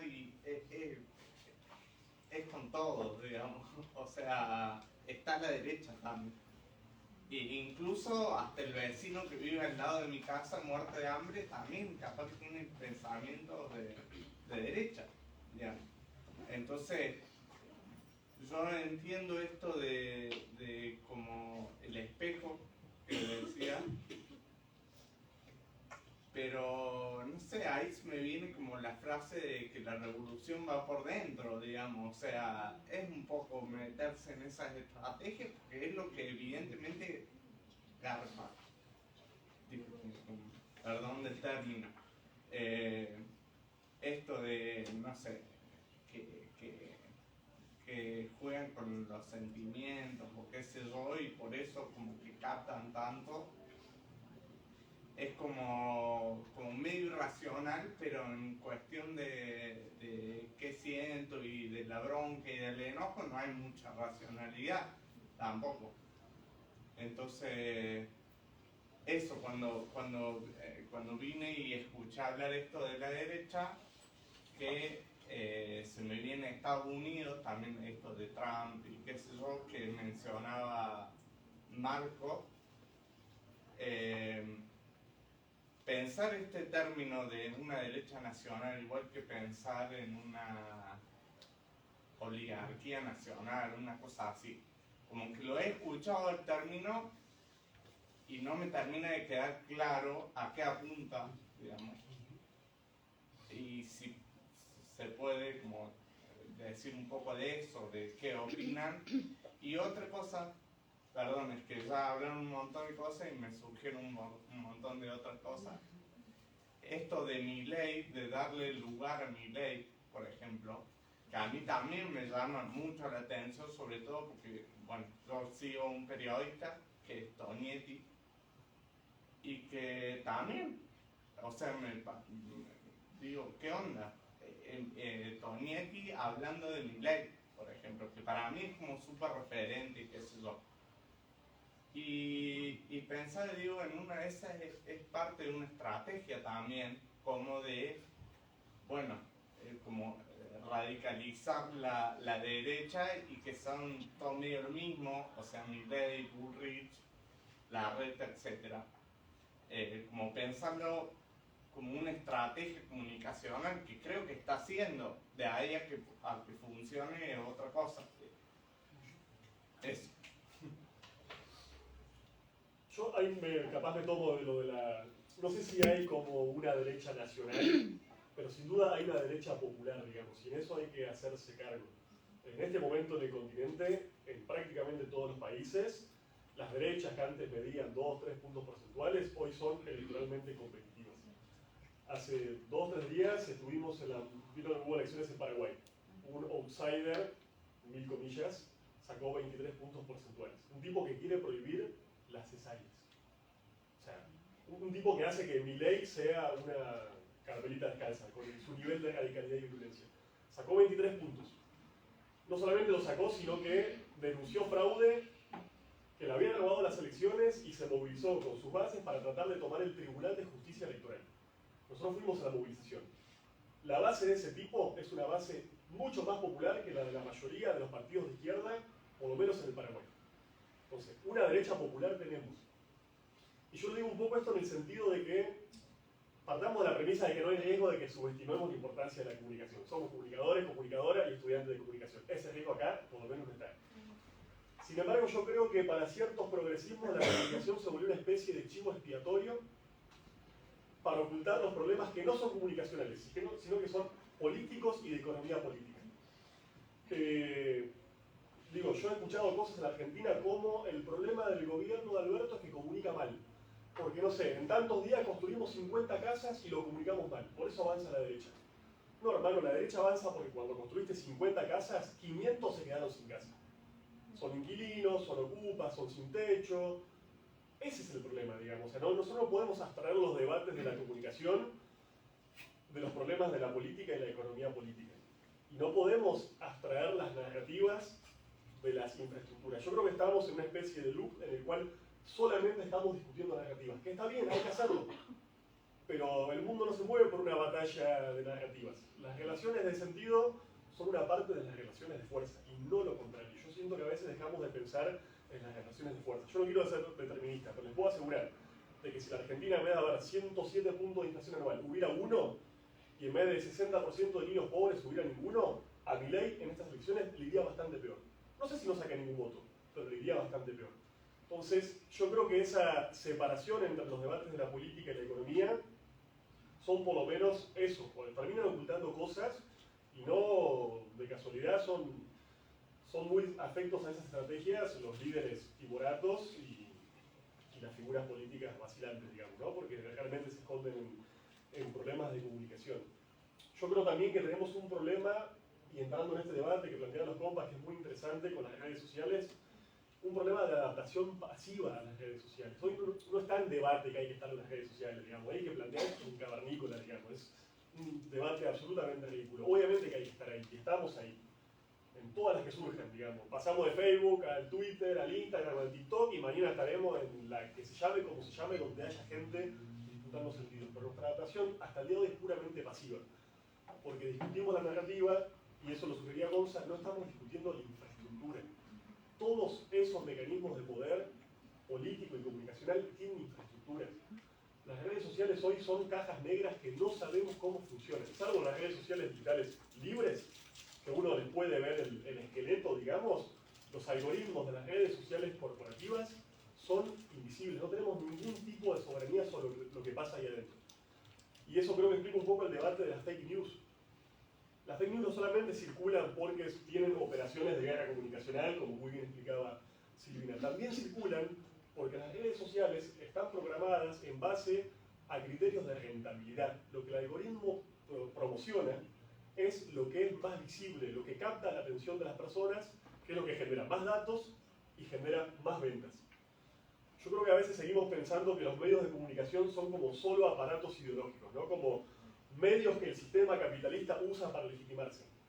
Hace 20 años que los medios de comunicación ya no son los medios que el sistema capitalista usa para legitimarse, son el corazón del propio capitalismo. Si uno ve hoy las principales compañías a nivel global, las más capitalizadas, las más caras, las más importantes y más poderosas, buena parte de ellas son corporaciones digitales, son corporaciones tecnológicas. Entonces, si nosotros vamos a discutir solamente cómo nos peleamos en Twitter o con qué discurso nos vamos a pelear, pero nunca vamos a discutir que no tenemos ningún tipo de soberanía sobre Twitter y que el día que Elon Musk quiere nos etiqueta como medio afiliado al gobierno ruso o nos tira un shadow banning. ¿Saben lo que es el shadow banning? Es cuando es una forma de censura más o menos sofisticada por la cual te censuro sin que nadie sepa que te censuro. Cuando nosotros nos censuraban en el siglo XX, caía el censor y ponía una etiqueta que decía prohibido, o comunista, o no se lea, o archives, o lo que sea. Hoy la censura opera de formas mucho más opacas, que es lo que discutíamos antes de las nuevas formas de intervención. No son declaradas. Yo no voy a decir, Gonzalo, estás prohibido, porque obviamente te voy a estar visibilizando y fortaleciendo. Voy a hacer que simplemente esta habitación no se escuche, tus publicaciones no circulen, tu voz no sea audible, pero nadie se va a enterar de que vos estás siendo censurado. ¿Por qué? Insisto, porque las redes sociales son cajas negras que tenemos que empezar a discutir. Si queremos discutir, por ejemplo, los discursos de odio, que lo estamos discutiendo permanentemente, tenemos que discutir esos algoritmos que los privilegian porque los hacen a esas compañías ser mucho más rentables. Y yo creo que tenemos además otro problema, que es que las derechas latinoamericanas, estas derechas populares, no sé si nacionales, pero populares sin duda, se han vuelto leninistas en sus métodos y se han vuelto gramscianas en sus métodos. Nosotros pensamos que ellos solamente utilizan los medios de comunicación de las redes como instrumentos para propagar mentiras, fakes, odio, perversión, destrucción, muerte y todo eso que hacen. Ellos están usando las redes sociales y los medios de comunicación como formas organizativas. Eso lo vimos en Colombia, estábamos en ese momento con Marco, con la campaña de redes gigantes, lo vimos ahora en Paraguay con Pacho Cubas, lo vimos en Brasil. El Brasil de Bolsonaro. Bolsonaro usaba los grupos de WhatsApp no solamente para circular mentiras, sino para armar núcleos de base. O sea, si hoy tenemos un 30% de núcleo duro de bolsonaristas convencidos, activos, movilizados, con capacidad de calle, es porque el bolsonarismo organizó a su base social a través de WhatsApp. Algo que propuso Lenin. Pero ¿Sí? con eso lo que vos decís, Ajá. me parece que sacándolo del contexto latinoamericano, hubo varias redes sociales que no son como muy conocidas, no son mainstream, que son parecidas al algoritmo que tiene Reddit, que fueron los que concentraron los núcleos duros, o fue el tipo de militancia, o no sé cómo decirle, Sí. la base, digamos, donde se organizó la derecha en Estados Unidos, por ejemplo, con Trump, que después fueron bajadas, que tenían los supremacistas blancos, digamos, y bueno, entonces vos te entrabas a esos grupos y vos decías, boludo, ¿qué es esto? O sea, literalmente Milei era un bebé al lado de todos los que estaban ahí, las cosas que proponían era como leer al Marqués de Sade mezclado con, no sé, un bridge de Harry Potter, era horrible. Pero digo, usaron ese tipo de redes sociales que después fueron dados de baja, pero esos contactos y esos tipos poderosos que se juntaron en esas plataformas después siguieron comunicándose fuera de ellas. Sí, yo coincido completamente, por eso digo, la derecha se ha vuelto leninista. Ese planteo de utilizar los medios de comunicación como organizador colectivo es un planteo del Quasar de Lenin que ya tiene unos cuantos añitos. Y las izquierdas, paradójicamente, dejamos de usar los medios de comunicación como formas organizativas. Y cuando le digo también que se han vuelto gramscianas, es porque nosotros nos hemos vuelto cada vez más fríos, más racionalistas, más robóticos, somos una izquierda robótica, que pensamos que la gente solo se mueve por ideas, cuando la derecha entiende que la gente se mueve por esperanza, por pasiones, por frustraciones. Y ojo, yo discuto, no son solamente frustraciones, no solamente enojo y pasiones tristes, que también las hay, y ahí coincido con lo que decían los compas, hay que entenderlas. ¿A ustedes les parece irracional que la gente esté enojada en nuestros países? ¿Ustedes no están enojados con saqueo de los recursos, el hambre, la inflación?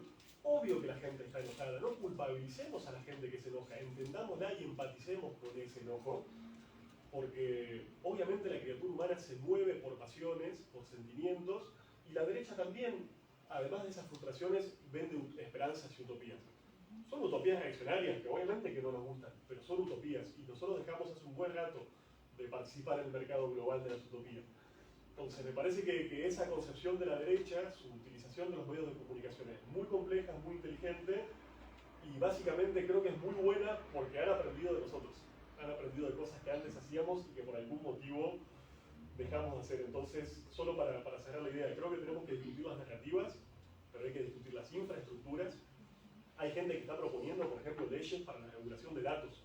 Nosotros ahora estamos generando dinero para un montón de gente que no somos nosotros. Esa transmisión, esas camaritas, los tweets, están generando datos que son nuestros, o deberían serlo, que otros van a vender. Y hay compañeros y compañeras que trabajan en estos temas que están proponiendo que los datos sean de las comunidades que los generan. Y que por lo menos parte de esas ganancias vuelvan hacia nosotros. Cuando nosotros decimos, nuestra batalla es asimétrica, no es porque seamos malos comunicadores, porque no tenemos fierro, porque no tenemos plata, porque no tenemos un montón de cosas básicas para comunicar. Porque Gonza puede tuitear ahora, pero no tiene un troll center con 5.000 personas organizadas para decir exactamente lo contrario. Entonces, si no discutimos el corazón del capitalismo digital, quién es dueño de los datos y cómo se reparte esa torta inmensa hoy, vamos a seguir en una asimetría constante, porque insisto, la asimetría no es de narrativas, es de poder y también es de economía política. Perdón, y me olvidé de decir algo que también creo haberlo escuchado, perdón si me equivoco, pero por ejemplo con esto de la derecha nacional.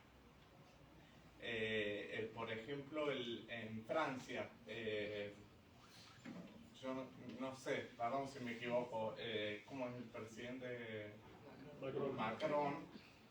Que es de derecha, pero es una derecha que para Francia está bárbaro, digamos. O sea, bueno, tendrá sus cosas también, pero quiero decir, funciona ahí en esa sociedad.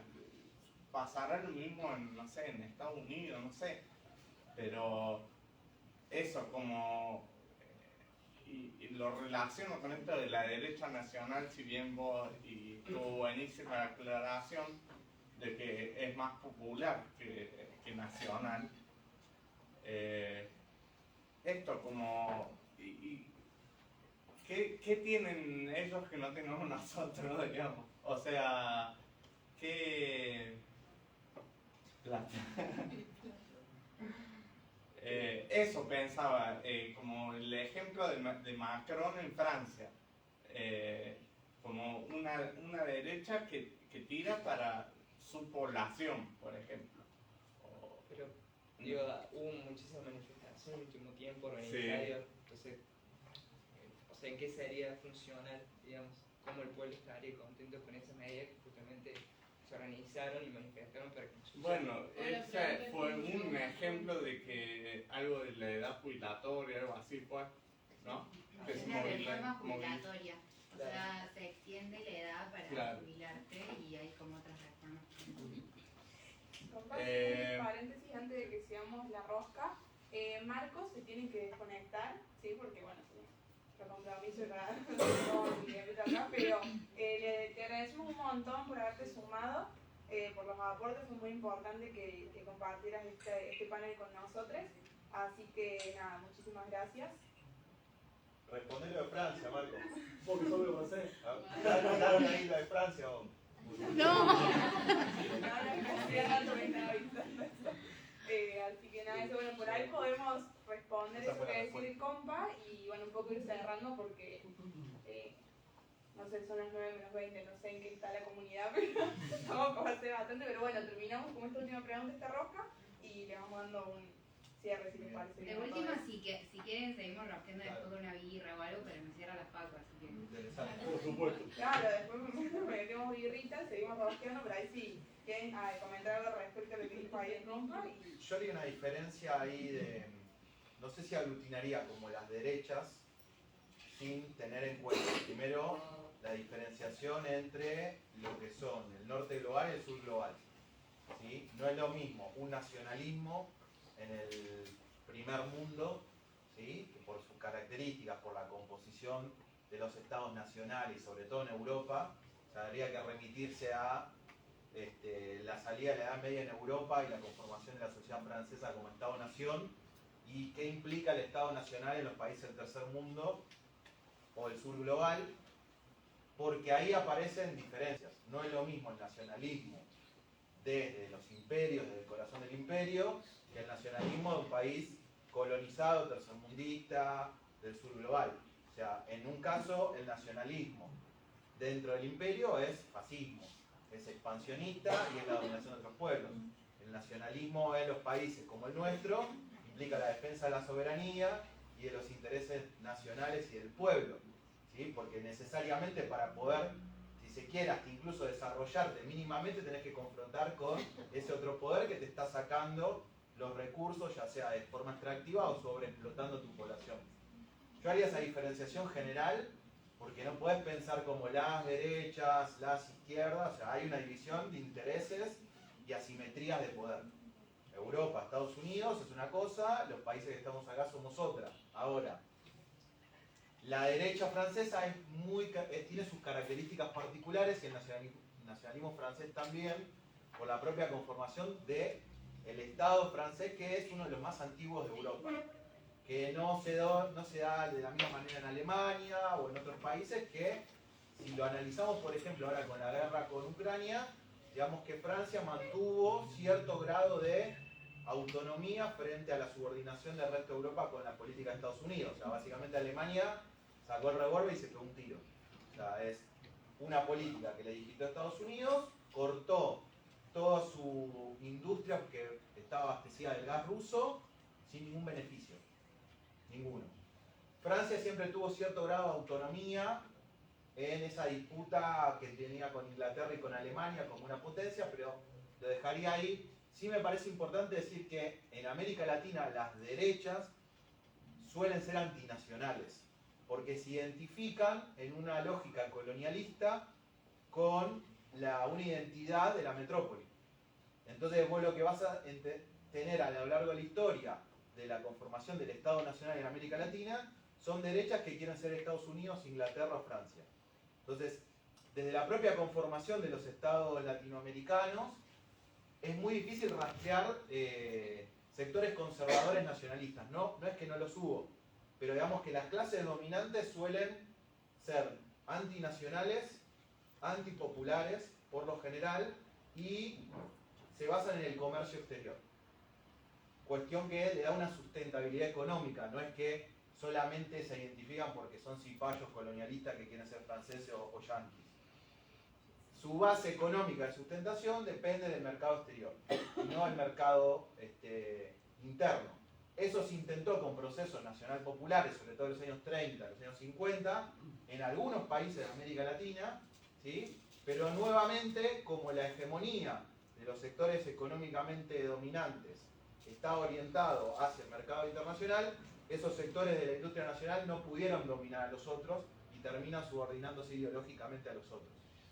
Esto es un debate y ahí tenemos que discutir sobre si hay burguesía nacional o no. Yo soy de la idea que no. O sea, no existe una burguesía nacional. Sí existen burguesías localizadas, pero casi todas son exportadoras primarias, ¿sí? Con sus intereses fuera de la economía interna.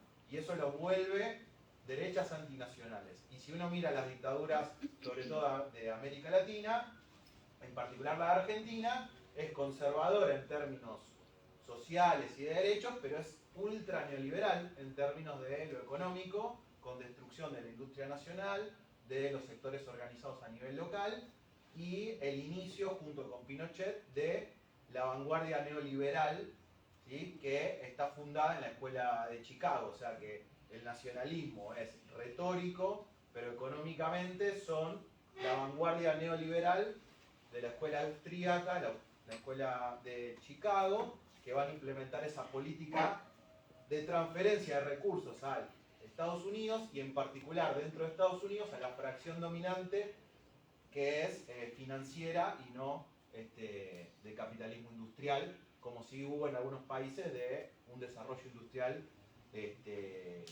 imperialista, pero desarrollo industrial con fábricas como acá en Córdoba, en el conurbano bonaerense. Ya la fase neoliberal es la subordinación al imperialismo y a un sector particular de esa clase dominante norteamericana que hoy en día también está generando crisis. No sé si eso te responde un poco, pero traté de no irme al inicio del Estado francés y Felipe el Hermoso. Bueno, me gustaría retomar un poco lo que decíamos, lo que dije al principio, Es muy importante tener estos debates en la Facu. Les agradecemos mucho nuevamente por haber venido. Les vuelvo a agradecer a los panelistas por haber estado acá. La verdad es que me encantó a mí, a nivel personal. Sorry, pero me encantó. Así que nada, es muy importante traer estos temas a la Facu, poder rosquearlo, debatirlo y poder hablar sobre nuestro rol como comunicadores. Desde Cabeche realmente creemos que tenemos que tener estos debates más seguidos, así que les vuelvo a agradecer por haber venido. Y nos gustaría sacarnos una fotito, si no es mucho pedir, Claro. que veamos todos acá al frente y tomamos una fotito con